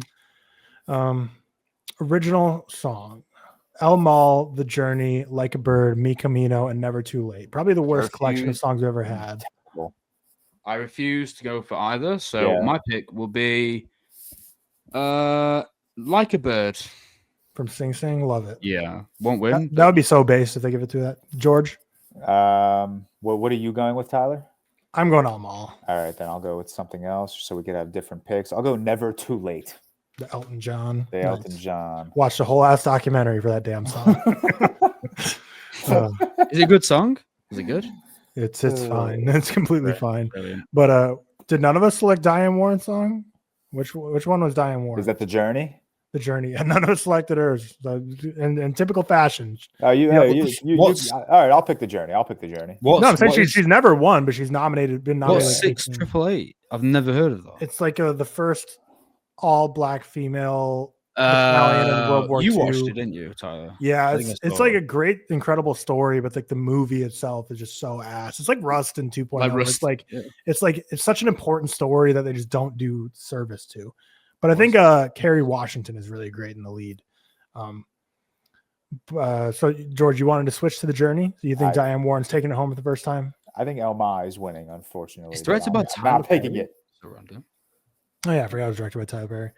Best Picture: Honora, The Brutalist, A Complete Unknown, Conclave, Dune Part 2, Amelia Perez, I'm Still Here, Nickel Boys, The Substance, and Wicked. I'm gonna go Brutalist. It's such a bad collection of movies. No, it isn't, George. It's a great collection. Oh my god! I think it's an okay selection. I think Honora is okay. The Brutalist is good. A Complete Unknown is good. Okay. Mediocre. Good. Conclave is fine. Good. Dune Part 2 is great. Amelia Perez is despicable. I'm Still Here is unaccessible. Nickel Boys is great. In my George, watch am I list. right? Nickel Boys is not. The Substance is fine. Wicked is forgettable. Wicked's good. Okay, it's not. I think was it 2022 had a really good best. Or was it last year? Actually, last year. No, last year's best picture. Last year's best picture nominee was crazy. Last year was sick, bro. You had The Holdovers, Poor Things, Killers of the Flower Moon, Oppenheimer, Oppenheimer, Zone of Peak Trust. Yeah, well. Oh yeah, last year was crazy actually. Yeah. I'm going to Nora here. I'm also going to Nora. Yeah. Really? I think Sean wins director, and I think that'll be it's enough. like 50-50 between the two. But the thing is, so The Brutalist is winning, or Honora's winning all the precursors. But the thing is, like, it's winning SAG and WGA, which like The Brutalist wasn't even eligible for because didn't use like those guilds. So it's like I wonder if that does a disservice for the Oscars, like if you don't use a WGA member, if like people don't want to vote for you. But we'll see. I think if The Brutalist, that'll be like Emma Stone winning, where like they're kind of expected to win, but I'd still be a little shocked. But I still think it has a very strong point. It feels more like an Oscar winning movie. Honora, I kind of like it a lot less as days go by. Yeah, so me too. I like both films a lot less as days go by. Yeah, I don't know. We'll see. I'll watch The Brutalist for a third time at some point. But production design, The Brutalist, Conclave, Dune Part 2, Nosferatu, and Wicked. I'm going Wicked here. I think the production design. I'm going Wicked too. I would love to pick. I think it's the best part of the movie. Yeah, but I think I'm sorry, George. This I think Wicked might be one of those films that has like loads of nominations and won't win. I don't know. I could be like a Barbie. Did Barbie win? Yeah. Yeah. Oh. Original song. It could be a Wicked 2's coming out this year. Maybe they save all the award wins for Wicked 2. I'm saying Conclave. I don't know. Although I do love, just to clarify, Wicked's production design. I think Nosferatu is like up there as well, and I like all of pretty these. Good at the end of the day. Yeah, these are good. Yeah, that's a really good lineup as far as I'm concerned. Really good. All right. Well, live action short film: Aline, Anuha, I'm Not a Robot, The Last Ranger, and The Man Who Could Not Remain Silent. Take the longest title, The Man Who Could Not Remain Silent. It's a smart choice. I'm going the only one I've seen, just because, like, obviously I'll just do the one I've seen. I'm Not a Robot. George, Aline, Anuha, or The Last Ranger? Let's go with The Last Ranger. Last Ranger. All right. Well, we'll see. Maybe, hopefully, we at least get one of these right, where we're it's not always just the two we aren't picking. Best sound design: A Complete Unknown, Dune Part 2, Amelia Perez, Wicked, and The Wild Robot. See, this is a tough one because, like, this is a really how is Conclave not here? You know, I would have thought the Brutalist would be here as well. To be honest. Don't know. I'll say, wow, I'll say A Complete Unknown because it's got this Bob Dylan, like the sound. I mean, like, why is Wicked here? This is a really, really weird. It's crazy because Wicked's probably going to win. I'm going to pick Dune Part 2 because I don't get this lineup. I think there's so many stronger contenders. Yeah, I don't know. Yeah. Wicked being here is so stupid. Dune sounds great. The others are not. Yeah, I don't know. Like, Dune. I'm gonna wait. Sorry, what George? What did you say? Wicked. I'm gonna take Wicked. Yeah. I'll go Dune. I have no clue who's Dune. supposed to win. I have no clue who's supposed to win. It's like Amelia Perez and A Complete Unknown and Wicked. They're just like music movies. So it's like, do you just get by default you get nominated for best sound? Complete Unknown is like a fucking concert film, right? So and I don't understand. It probably will be combined. I'm sticking with Complete Unknown. I don't know. Maybe The Wild Robot wins. I have no idea. This is a true unknown category. Visual effects: Alien, Romulus, Better Man, Dune Part 2, Kingdom of the Planet of the Apes, and Wicked.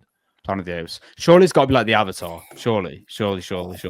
I'm going Dune Part 2. Yeah, I'm gonna take Dune. But it's Planet of the Apes. I think Dune goes home empty-handed, but I have to pick it somewhere. If it's not Dune, there's no way it won't be one of these two. There's no way it's Wicked, Better Man, Alien, Romulus.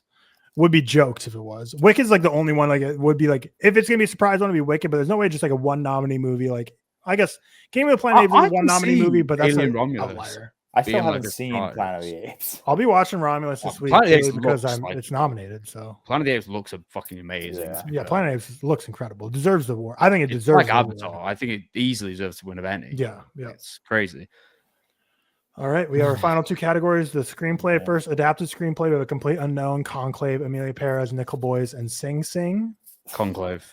Yeah, I'm doing Conclave too. Again, man, like I feel like Amelia Perez is the winner, but I'm not picking it just out of principle. I'm not doing it. Nickel Boys would be such a cool win if they give it to Nickel Boys, but I don't know. Is Nickel Boys nominated for anything else? The best picture. Nickel Boys picture, yeah. I think Conclave. I'm just to be fun. I want to go Nickel Boys. I'm gonna go Nickel Boys. I think Conclave has all the momentum in the world. Yeah, but it's one of the bottom three. A Complete Unknown is like Timothy Chalamet, where like all year they're like, oh, it could be a Best Picture winner. It's like it hasn't won anything, so I don't know where all this is coming from. But it's gonna. I don't know. It's one of these three. Sing Sing. If Sing Sing was in Best Picture lineup, I'd feel like it has more of a shot, but it's not. Should be in the Best Picture. We'll see. Original screenplay, final category: Anora, The Brutalist, A Real Pain, September 5, and The Substance. Has been an interesting. It's one of two, really, isn't it? Really? Yeah. Well, you'd think so, but A Real Pain has been building crazy momentum. It's been winning awards. The film has been. I thought it was just screenplay for screenplay. No, they're not going to give screenplay to a movie that's not even nominated for Best Picture. That's Has that ever happened before? That's my mindset right now. But like, I'll go. I think we're all going to. I'll go the Brutalist. I'll go the Brutalist to remain consistent because I think whatever wins Best Picture usually wins screenplay. Yeah. Usually, exactly. So I'm going to go Anora. Not always, but usually. I think Anora is winning picture, so I'm going to give it that screenplay. I'm going a different one. I think. Well, I guess I don't know. I don't think The Substance goes empty-handed. I think it's going to be a surprise original screenplay. That's a very cheeky pick. It is nominated for Best Picture, but we'll see. I think they're going to give something there, but Demi Moore might be that something, so we'll see. But I love it. I think we have very few categories where we're all the same. A lot of them are different, so we'll have to wait and see who ends up getting the wins here. But those are our Oscar predictions. Let us know where you disagree. Hopefully, just for entertainment's sake, we get some surprise on Oscar night. I feel like this year almost feels like a little chalky. I mean, we have a couple races like the Best Actress and Best Picture, kind of, but I don't know. I feel like a lot of these things this year we're going to kind of go and be like, "Yep, expected that to win." So we'll see. We'll see who comes out on top this year. How many categories are there total? There are 23 categories. So last year, even the best predictor last year still got 6 wrong. So. And only 3 of them are the random ones where we randomly predict. So there should still hopefully be some mystery, some intrigue in here. Just but praying to the gods, Amelia Perez goes home empty-handed. Yeah, that would be great. But then again, wouldn't it just be kind of crazy if Carla Sofia Gascon won Best Actress? Stop. That'd be so crazy. That would be crazy. Goes up, and her acceptance speech is just a tirade of slurs towards everyone in the audience. Bro, I would get so many views covering that as well. Oh my god, that'd do wonders on TikTok. Yeah. But there's our predictions. Let us know where you disagree when we've been talking through these where you think we're just lost, thinking that something has no chance or a chance and it doesn't. But yeah, so let's get into the final part of our episode here. Well, George, didn't you want to play your game? No, I want. I know I said we were going to do a game, but I want Cam to be involved. It's not really a game. It's not a game per se. It's just like it's a way to like open discussion. So like I just have Can't we do it and then change it for the next time when comes on? Do it again. we can, but like I have 6 prompts, and those 6 prompts took me a very long time to think of. Okay. We could do 3 prompts. We could do 3 prompts. I'll do 3 prompts. Okay. Yeah, we'll do All Let's do that before we get into we'll do news 3 and next trailers. week. All right, we'll do 3. So the game is, and I see this, Tyler. I don't know if you follow. I'm going to send you a couple of videos of this tennis podcast I listen to. You should listen to it as well. They're pretty great. But they do this thing where they say like, is this an overreaction or not? And they basically say like, Novak Djokovic will never win another slam, and then they talk about whether it's an overreaction or not. So this is called overreaction or not. We'll do 3 for now. Keep it light because I do want. Because there are a couple here that are like MCU based that I want Cam to be involved in. So, like the first prompt, The Odyssey will be Christopher Nolan's best film. Is that an overreaction or not? Overreaction, because I think it's going to be very, very hard to equal the quality of Oppenheimer in Overreaction as well. in every sense as well. I think Oppenheimer is the best he's ever done by far. I would right now say it's an overreaction just because we haven't seen enough from the production of this movie, but I don't know, man. It's Nolan. I think judging off what it is, and it's The Odyssey. It could be sick. Yeah, I think it's potential greatness. Yeah, listen, There's too many firsts though. Like he hasn't really been a big like this kind of filmmaker, like a big fantastical, big beast type of guy. So it's like, I still have all the faith in the world for it to be a great movie. I don't think he'll be able to get it to be his number 1. Just because number 1 would be insane. I included that one because I know you guys are on like the train that like Oppenheimer, Tenet, Dunkirk, like those are his best films. Like hey, don't put me in the Tenet department. Oh, sorry, my bad. Tyler, good film, very good film though. Yeah. But I'm not in the top 3 range. That's fair. I got to rewatch Tenet. All right, prompt number 2. Jake Gyllenhaal will never win an Oscar. Overreaction or not? No. He won't ever win an Oscar. Yeah, I don't think that's an overreaction. I'd say that's true as well. It just depends. He's not a guy I picture working into like his 70s, 80s. So I never see him getting to the point where it's like a career award. Yeah. And if he does, I think he'll go down the fucking like Clive Owen, Jason Statham, that route where he just does like these shit action films and just has fun also, with like, it. If he hasn't won already for several roles, I don't see like what more does this man need to do to get. And also, what you have to imagine as well, like some of the films, I don't think he would have won for anyway, like a Prisoners or something. Even though I think he's great, but like for example, Brokeback Mountain, I think he was incredible, and that's kind of like an Oscar-y film. Didn't win, so you have to imagine this kind of. And I see Jake Gyllenhaal being that guy now, and he has been for a while, where he just takes things that he knows he'll enjoy making. Yeah, his sister has a better chance of winning an Oscar than he does because she has a better chance of winning like a director Oscar. The Bride coming out this year.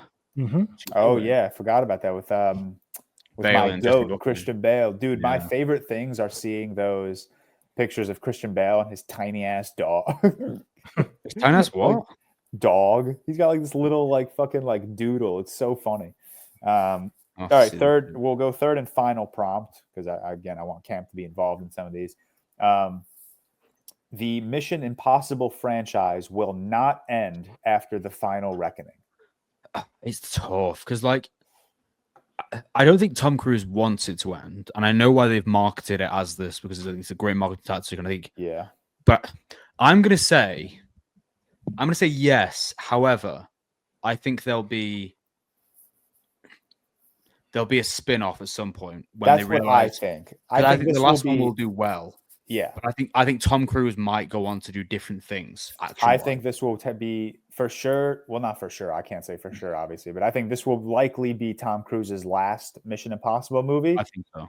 I think this movie, either the movie will or they will post-movie. Spawn. They will introduce the next like John Wick F agent. It'll be like John Wick. Ballerina, the Continental. They'll explore. They might even do like I can imagine them doing seriously like a limited series on one of the side characters. I could see. What was the question? The prompt was it that Tom Cruise's last Mission Impossible or like the franchise? Just the franchise. I don't think the franchise won't end. Yeah. Overreaction. Because I think this one will do well financially, much better than Reckoning. Dead Reckoning Part 1. One. So I think just Dead Reckoning now. Yeah, true. Dead Reckoning. All Yeah, I don't think the franchise ends. I think Tom Cruise ends with the franchise. I don't know if we've spoken about this, but I think Ethan Hunt will die in the final reckoning. That's my. I think that's a safe bet. I think Tom Cruise might die if he continues doing what he's doing. Tom Cruise will likely die on the set of a movie. But yeah, I think he'll get a John Wick death where it'll give you enough plausible deniability. Like he could be alive, could not be alive. I don't see Tom Cruise wanting to fully shut the door. I want him to. I don't. I can see them doing like a Daniel Craig No Time to Die, where like he dies, like he like sacrifices himself, something like that. But yeah, that's it. I have more prompts, but I want to get Cam involved as well because I think these are fun to just talk about. Yeah, good discussion points. But we'll get into trailers and movie news. We got a ton of big stuff this week. So first up for trailer wise, we got the first trailer for Bring Her Back, a new horror movie from Talk to Me directors Danny and Michael Philippou, in theaters on May 30th. So not too far from now. Is that the cat one? Yes. George, I thought didn't you react to it on TikTok? One of his very ecstatic reactions. Loved it. Dude, people still being like, this guy doesn't react to anything. Like, how long have you been following me for? Like, yeah, that is true. George has been doing this for years. So much for a trailer to get a reaction out of me. And everyone's always like, why do you do this bit? I'm like, it's not a bit. It's like I'm watching a trailer and I'm taking in information. It's not a bit. It's just that's just how I watch trailers. Like, I don't react to trailers. Like, I just don't. Like, trailers don't do enough for me. But I like this trailer a lot. I was a big fan of Talk to Me. I thought that was a really fun, unique horror film. And Bring Her Back just looks diabolical, man. It looks fucking crazy. So I'm excited. Big horror guy. So obviously I'm very excited for the follow-up to Talk to Me. Yep. Daniel Craig is dropped out of starring in Luke Guadagnino's Sergeant Rock movie for DC. No. Jeremy Allen White is now one of the names making the rounds of potentially star, which I think isn't there like a 50-year gap between those two? That's such a weird replacement to be like Jeremy Allen White is stepping in for Daniel Craig. No, how old's Jeremy Allen White? He's like probably 30. How old's Craig? No, mid-50s. Jeremy Allen White is 34. How old's Craig? Like mid-50s, I want to say. Daniel Craig is 56, so 22-year difference. I guess that is a big difference. Unless they were gonna like de-age him, maybe. Also, just different actors as well. Like it's kind of. But I don't know how much credence there is to the whole Jeremy Allen White's in talks. That might just be random rumors. But yeah, unfortunate that Daniel Craig's dropping out. Wanted to see him in. I just want to see him with Luca again, and I think this would have been a fun project. Sure. I still know 0% about Sergeant Rock or anything it's supposed to be or about, but it's just the idea that Luca is making a DC film with Daniel Craig, which they did with Daniel Craig. Post yesterday or 2 days ago the sign of life picture of Luca Guadagnino wearing the DC studio shirt to be like, guys, look, it's true, it's not fake.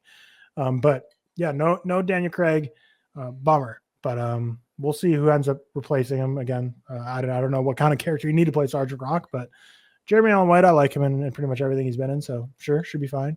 The biggest casting news of the week would be Dwayne Johnson, starring in Martin Scorsese's new crime thriller alongside Leonardo DiCaprio and Emily Blunt. Described as The Departed meets Goodfellas, follows an aspiring mob boss who fights rival crime factions for control of the underworld of the Hawaiian Islands. Netflix, Apple, Amazon, and Warner Bros. Are in a bidding war for this movie. I'm putting my name in the expectation is a streamer will likely be the highest bidder and win the movie. So The Rock, Scorsese, crime thriller, like Goodfellas, Departed. If it happens, because I like it, man. I think that. I mean, it's what the fuck. I thought I was disbussed at the start. I thought this was a big disbusting film. Yeah. But I trust Scorsese. I think for me, he's in the best stage of his career right now. I love him. I think that I appreciate The Rock is trying to do his thing now. He's trying to actually attempt to be dramatic. The Rock, of his 785 films, I think has had one good performance ever. It's not looking great for him. Maybe two, actually. But yeah, I mean, I like it. Fair play to him. He's doing the film with, is it Benny or which Safdie is it that's doing Benny, the Smashing Machine, Mark Curry. Again. So fair play to him. I think it's good for him. I think it's a fucking cool casting. Leo is starring it as well with Emily Blunt. Yeah. Listen, I'm all for it. Weird. Didn't expect it, but I don't mind it. Very weird. George, what do you think? I don't know. I'm excited. I think The Rock is charming. Obviously, he hasn't been in much that has, been enticing, but he's a charming person. He's an annoying person. He's a very interesting person, but I think his screen presence is charming. So I kind of think he can do it. yeah, maybe he just needs that like real director push. Like the only real Michael Bay is director, the only yeah, real is Michael director. Bay. Like Yeah. it's the only real director he's really, and like I Unless you love kill Michael him, Bay, like- but Michael Bay is not going to get that performance out of someone the way like a Scorsese will, maybe. So I'm Scorsese's like excited. literally known. If you look at Scorsese's career, he has never not got the best out of his actors. Yeah, His like all-time think about how performances many in every movies single one. Scorsese has directed where he's gotten acting nominations at the Oscars. There's in every single one of his films, like that, Killers of the the Flower lead is Moon. given one of his best Wolf of performances. Wall Street, The Irishman. It's crazy. Fucking Raging Bull, Gangs Silence of New didn't get York. any, but Silence had got like nothing. Andrew somehow. Garfield is like The like, Departed. Like he's directed so many people to Academy Award nominations. So it's like this is a good move for The Rock. Hopefully Hot it take. doesn't turn to bite Scorsese in the ass. Hot take. Scorsese, good director. Mm-hmm. Hot take. Yeah, I think it's cool that The Rock is choosing a project like this, but I think it's lame that Scorsese's choosing a project like this. I think he's in the most interesting spot of his career. Silence, Killers, Flower Moon, The Irishman. To do like a Goodfellas meets Departed about more mob bosses going up against each other just sounds so boring to me when, like, if we're being honest with reality, he's got 1 or 2 movies left, maybe. And The Wager sounded more cool. The Jesus movie, like this could be his last movie. Hopefully it's not, but it's just, I don't know. The Departed means Goodfellas just sounds like not what I want to see Scorsese do for the final of his catalog. I know what you But, mean. I think he's just stuck for, this is the issue with funding now. Yeah. I don't know what you mean, because I think that the last few films, The Irishman being a culmination, I think, of much of his career work. Silence being, again, something he's wanted to do for a very long time, really encapsulated his religious side. And then Killers of the Flower Moon being a massive passion project for him and something that has a massive importance. Going from those 3 films to that doesn't sound quite as exciting. But then, it's still Scorsese, and chances are I'll probably fucking like it. So it's almost just to me like a Tarantino with Once Upon a Time in Hollywood, like still needed to do a 10th film when like Once Upon a Time in Hollywood was a perfect encapsulation. It's like for Scorsese, The Irishman, I feel like was the perfect, like put the button on your legendary career of doing like mob thrillers, crime. It did. That was like the so to reopen that can just feels a little interesting and odd. But again, that's the only way it can get funded. Makes sense. I know what you mean though, because The Irishman was kind of like the ultimate one for him. Right. Yeah. But so I think Netflix, Apple, Amazon, Warner Brothers. I think worst case there would be Amazon, just because like who watches an Amazon original movie? Apple's not picking it up. I don't think Apple will, just because like I feel like ever since Killers Flower Moon didn't win any Oscars and didn't make money, I feel like they've kind of just been like, all right, let's do the Argyles, let's do they just want to make slop that like gets views, like The Gorge, like get big name actors and just like put zero effort in the movie and try and make money. They did the Napoleon the same year as well, and that was the same thing. Yeah, so I think that might have like kind of ended their run of like trying to push for awardsy type movies. Warner Brothers would be the best option, obviously. Some get theatrical. Netflix just feels like the most likely. We've seen good Netflix movies, like we had The Killer with David Fincher, The Irishman. They've worked together before. We'll see. But who knows? Maybe Zaslav wakes up and he's like, I want to get potentially Scorsese's last film. But speaking of Leonardo DiCaprio, he's either in talks or confirmed to be Evel Knievel in the Damien Chazelle biopic. Filming is supposed to begin this summer. Like I'm not. Yeah, it's like some were saying he's cast in it, some were saying he's in talks. Some people are running with it as if it's truth. I don't know if the ink is dried yet on the contract or anything, but I don't know. Sounds awesome to me. An Evel Knievel movie is kind of like a guy who you kind of expect at some point deserves a movie to be made about him. And I can just already imagine the score is going to go crazy with Justin Hurwitz doing the score for some insane stunt work. And then, we saw with The First Man, a biopic about, is that one Neil Armstrong or Buzz? I think it's Neil Armstrong. And it's his least like known movie, but I think he knows how to do a biopic. And that movie perfectly blends like the epicness of space travel and space exploration and the crashes that came along with that, while also still being like very grounded and emotional. So I think this would be cool. Leonardo DiCaprio working with Damien Chazelle. That's like awesome. Hell yeah.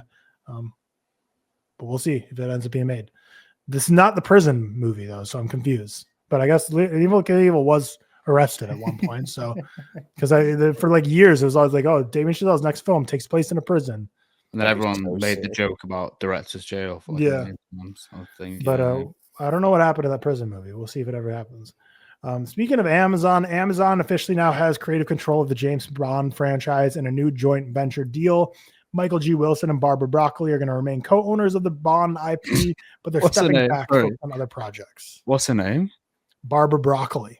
That's a crazy last name. Sounds fake, but yeah. So basically, they have been such strong proprietors of the James Bond franchise forever, and they control everything about it.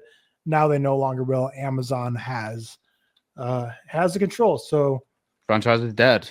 Rip. Yeah, that's it. Rip it. I'm gonna see what's like Amazon's biggest like TV shows. The Boys. Rings of Power. The Boys. Rings of Power. Yeah, Rings of Power. So Carl Urban is going to be James Bond. Jack Ryan. Carl Urban could be James Bond. We could have John Krasinski. What's that guy? The guy who plays Thad Castles in Reacher. What's his name? Alan Rich. Alan Richardson as Bond. I would take Alan Richardson as Bond. Please don't even put this into existence. I don't want some Amazon exec to watch ReelTok Podcast episode. Those are the shows. What are Amazon original movies? Sound of Metal, Riz Ahmed James Bond would be sick. Hey, that would work, but that was like 5 years ago. I think Amazon's forgotten about him at this point. I can't think of any other good Amazon films. There probably is, but I just can't. No. Oh, Manchester by the Sea. Casey Affleck Bond. Let's go. I'm trying to find a list of their original movies, and none of these are like ringing a bell of like movies that I know. But yeah, we'll see. I feel like I don't know. Red One, Chris Evans Bond. Stop. Dwayne Johnson Bond. I tweeted that. J.K. Simmons Bond. I could be down. But yeah, we'll see. We'll see how that goes. But I'd expect we'll find out who the new Bond is sooner rather than later. Now that Amazon's in control, I feel like they're going to want to fast track that to happening. We already talked about what Osgood Perkins' next film is going to be. The Apprentice director, Ali Abbasi, allegedly aggressively groped an A-list actor at the Golden Globes after party. The agency demanded that Abbasi apologize to the director, and now Abbasi's U.S. reps have dropped him as a client. He showed up to the Spirit Independent Film Awards yesterday, and basically, like, he pulled a Carlos Fiagascon with all these allegations coming out, and he still kind of shows up and like, why'd you show up? He's like, I think my statement speaks for itself. I want to celebrate the movies. So it's like kind of crazy, dude. But yeah, just disgusting that he makes a movie like The Apprentice that shows like Donald Trump aggressively sexually assaulting women in the movie. And then he has other films that I saw people talk about. I haven't seen any of the other movies that also handle SA and domestic violence. So it's like really fucked up. But unfortunately, like not a super like shocking thing. It's like, yeah, I guess you're a loser, dweeb. But yeah, loser. Hope you Dude, kick rocks. How many times on this podcast have we said shit like, just don't touch people? Like, it's not that hard. It really isn't that hard. It's not that difficult. It's actually probably the easiest thing. It's very easy. You're fucking idiots. Like, just don't do it. It's like, and like the thing is crazy, dude. Is that Golden Globe's like a big award show, and it's party with an A-list actors unnamed. So it's like just the power, like you have to feel like how like ego filled you have to be. Like I'm at a Golden Globe party. Like if it like obviously it doesn't make it any better, but if it's like some like Cleveland film critics after party with some like C-list actor, like, but the fact that like you're just bold enough to be like that much of a middle of the Golden Globes maniac, as if the most important eyes in Hollywood aren't around you. Yeah, he thought he was untouchable. Maybe he read too much into being Donald Trump with the whole Apprentice directing. But then we have this is what I kind of want a Cam here for this, but maybe George can illuminate. No pun intended. Some thoughts on this. So the Illuminati were going to appear in Captain America: Brave New World at one point, but they are now teased in the post-credit scene. And then I said, let's just say things are left purposely vague in the post-credit scene for a reason. So we talked this post-credit scene last week and how like nothing it was and meaningless. And now like there's like all these people like Marvel, Disney saying like, yeah, it was like teasing and introduced the Illuminati. Such like, where are they getting that from? No, this is such stuff. I think people realize I think the post-credit scene is 100% teasing Doctor Doom, and I don't think anyone was questioning that. But I think there was so much backlash over the last week of that post-credit scene where they're like, oh shit, like we got to make it seem like it's something bigger. Like, I think we were too obvious in what we were teasing. And it's like, oh, it's actually teasing the Illuminati, surprise. And it's like, we've seen the Illuminati once in the MCU, and that was in Multiverse of Madness when Doctor Strange was in a completely different multiverse universe. In our direct MCU timeline, we have not seen the Illuminati once. So like that would just be a very like if the post-credit scene was meant to tease the Illuminati, that's terrible. That's such a bad way to tease them. Like just having that villain, the leader, just be like, "Oh, something's coming." Like there would have been way better ways to tease the Illuminati. But I think the post-credit scene was definitely meant towards Doctor Doom, and this is their way of being like, "Oh shit, we got to cover our ass somehow." Yeah, it's like to me is almost like like Rorschach artwork and painting, like obviously from Watchmen, where it's like it's just like a bunch of blots on a page and you're supposed to interpret it for whatever. That post-credit scene was just nothing. It was just like there's literally nothing, blank canvas. They're just like basically taking that blank canvas and saying like, see, this is what we actually mean. You all just didn't get it. Like you didn't get the point. It's like, no, you literally who was in the post-credit scene of it? So the post-credit scene is all it is this guy, the villain of Captain America Brave New World, is locked up, and then Anthony Mackie goes to see him, and he's basically like, you have no idea what's coming. Threats from other worlds are coming, and then it just like ends, and that's just like it. Wow, what a reveal! Like, then they're like, that's the Illuminati coming, and that we talked about last week about Klein. It's like we were like, oh wow, they introduced the multiverse in this post-credit. We never knew that there was other worlds and other universes. So George, I forgot to ask you this when we were talking about the monkey. Did you see his like teaser after? No, I left. Okay, you would not believe how quickly I got my ass. If any of you listening stayed, let us know. What does it look like? Oh, you didn't watch it either? No, I was out. Yeah, dude. I started leaving that theater before like the credits even started rolling. I was like, I was putting my coat on when I was grabbing my headphones, queuing up some songs. But we'll see. I'm still cautiously excited for Thunderbolts. Cautious. Seth, we got a director. That one sequence, Tyler, I think you tweeted actually looks like, dude, it looks sick. The snapping them into little JPEGs. But Seth, we got a director for Clayface, James Watkins from Speak No Evil, which I think George saw. I don't know if any of us else saw. I saw. I'm fucking sick of this shit, man. Is it good, George? I mean, it's like a totally fine remake. I actually think it's better than. Has he directed anything else of note? I have no idea.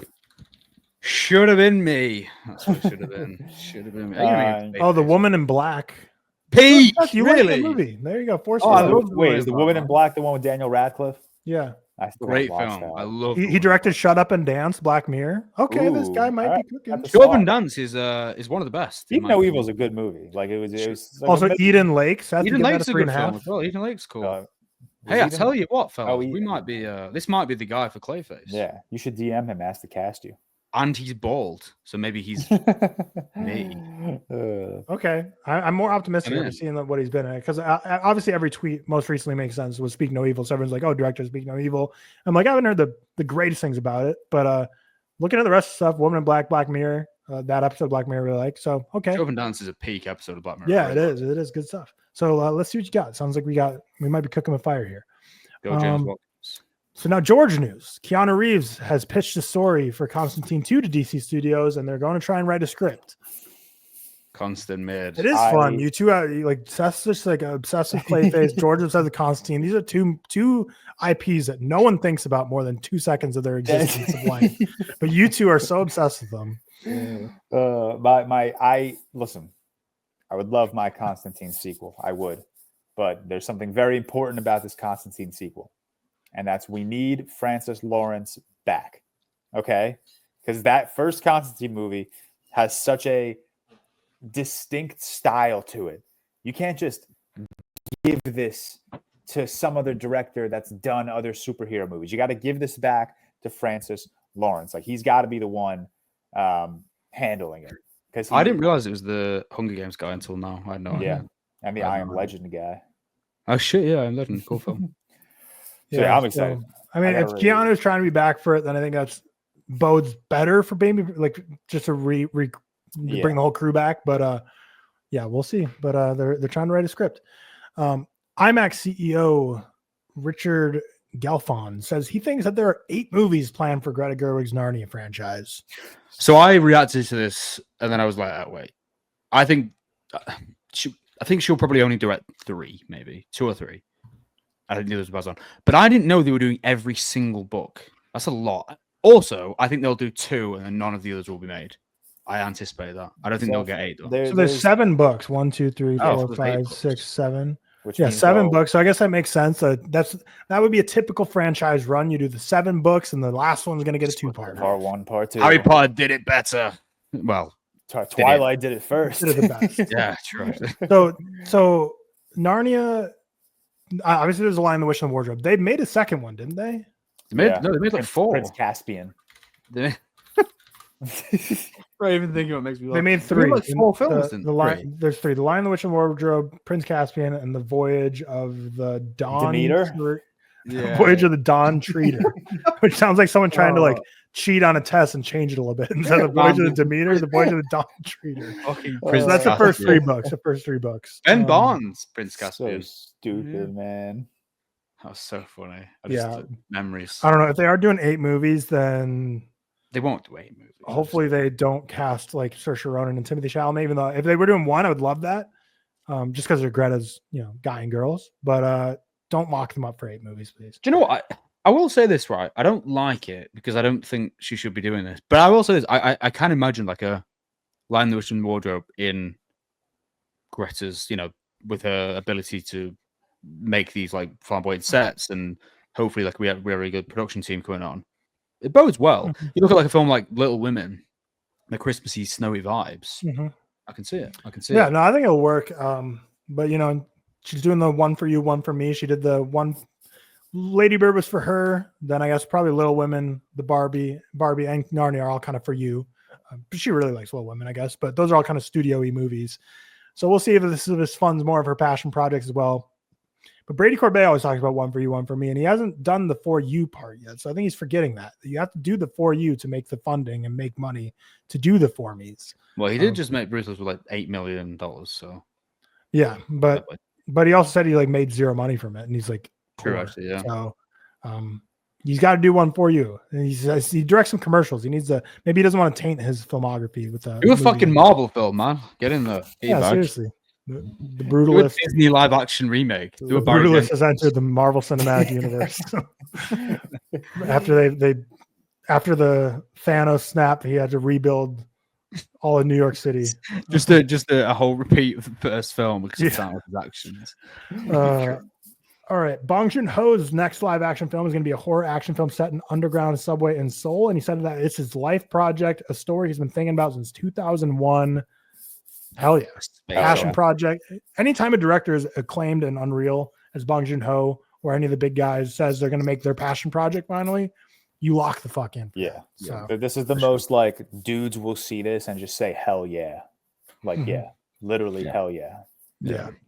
Wait. I can't wait for Mickey 17. Oh my God. That's Riley's most anticipated movie of her life. She's so excited. When is it? Is it 2 weeks or 3 weeks? Yeah, 2 weeks. I already have my tickets. When do I have tickets for? Forgot when. This is tickets to like March 13th. Yeah, I'm so excited, man. Load March 6th. Oh, is it March? When does it come out? So do you get to see it a week early? No. These are tickets I just bought. This was general. Oh no, it is March 6th. Why am I going crazy? Wait, fellas. I'm hoping. Oh no. Yes, because this week is so next week. Because I was like, it's in 2 weeks of our episodes. That's because this. Yes, so we'll watch it on the 6th, and then our episode on the 10th will be covering Mickey. I want to kill myself. Why? Why does it say April 17th on Google for UK? Oh yeah, you're cooked. That sucks. That might be old. Wait, no. I've checked my cinema. When can you watch it? They've moved release dates a ton, so that might be. They switched Mickey 17 and Sinners for us. Remember? No, because it went from January 31st to April 18th, and now March 7th. So they might. Okay, no, it doesn't matter. I can watch it on March 7th. That must be old. There we go. So wow, that'll be our episode. Next week will be Oscar reactions. The week after will be Mickey 17. But this will be awesome. Can't wait to see what he's got next after this. Then Niza 2 has become the highest grossing animated film of all time, passing Inside Out 2. The film is about to cross $2 billion at the box office. I might have to tap in. Yeah, is it a Chinese film? A Chinese animated film. Yeah. I might have to tap in and check out Niza 1 and 2. But crazy money. passing 2 billion. Inside Out 2 just passed. So animation's having a moment. They're starting to make I can't crazy believe money. Inside Out 2 made that much money. That's kind of wild to me. Name, it is weird. I haven't really heard anyone in real life talk about it, but I'm also a 27-year-old man. So It's true. at the end of the day, that's not that surprising. I With and I no don't kid. really leave my house. So, Who the fuck then- would you talk to about Inside Out? to be yeah, fair? for sure. And then finally, Severance is now the most watched Apple TV Plus show of all time, passing Ted Lasso. That's just, I put that in there to finally remind you to Severance watch it. has transcended into, I don't know if it was already. I mean, it's obviously it's a massive show. I got like Joe Rogan tweeting about it, which obviously is going to build some buzz. But I think Severance is when I was at my friend's last night, he like said to me, "Have you seen Severance?" Because everyone's speaking about it in like that friend group and stuff, which is weird. I am very much going to watch this. I'm going to start either tonight or tomorrow, I think, because I'm really excited. Oh yeah, Yeah. I think we're going to do an episode on it, aren't we? When it finishes. Yep, we will be doing one. I got to lock into season Yep. 2. Victoria is running through season 1 right now, so hopefully she finishes soon so that we can watch season 2 together before we do this episode. Looks like good shit. Love Adam Scott, so excited to see him in something successful. Yeah, not called the monkey. Dude, he was the best part of the monkey. No, Elijah Wood. Let's just say Elijah Wood. Okay, real. I saw an interview with Ben Stiller. You're saying that so Adam Scott in Step Brothers, when he plays like the douchey stepbrother or brother, he's like, that was the moment I knew that he was going to be like leading one of my projects one day. I'm like, that's awesome, because he is so punchable in that movie. Like I think we might have drafted him in that draft when we did like the most punchable characters ever. No, he's punchable in another film as well. I think, what film is it, George? I swear you like it. Adam Scott. Yeah. Let's see. Let me find out right now. I know what it is. punchable It's The Secret Life of Walter Mitty. That's what Oh, yeah. Oh, he's so punchable in that He's too. he's like crazy punchable in that. Crazy. I guess that makes a lot of sense, because 2008 was Step Brothers. So I was like, oh, it's weird to wait 17 years, or I guess no, Severance season 1 came out like a little while. Oh yeah, Walter Mitty. I was like, oh yeah, he was in Walter Mitty, which is like 4 years after that, and that was Ben Stiller's directing. So yeah, he was like, that's probably when he good picture for sure. That'll do it for our episode today. So thank you to our executive producers who helped to bring you this episode, which is Stefan Johnson, Devin Willett, Alexander Kephart, and Cody Whitney. This week on Thursday, we already recorded this. We are drafting the movies with the most sauce. It's real quick, episode 200. So tune in for that big milestone number. And then Friday will be a review of Jacques Demy's The Umbrellas of Cherbourg. And then next week we'll be reacting to the Oscars. And there's actually 0 movies coming out this week. Probably because every studio probably avoids Oscar week. But the big movie review next will be Mickey 17, which, unless I'm forgetting the beginning of this year, I feel like this is like the first real movie of 2025 we're going to be reviewing on the podcast. We need to all get our bong watches on. I know. Yeah, so reminder I've got 4 already. Reminder to everyone listening, watch Bong Joon-ho movies. Get ready for that, because we're going to do a Bong Joon-ho special plus Mickey 17. Yeah. So this is your 2-week warning to get them all watched. And then also Severance as well soon. So make sure you get that all watched for that review. So hope you have a great rest of your week, and we will be seeing you on Thursday. Peace. Au revoir.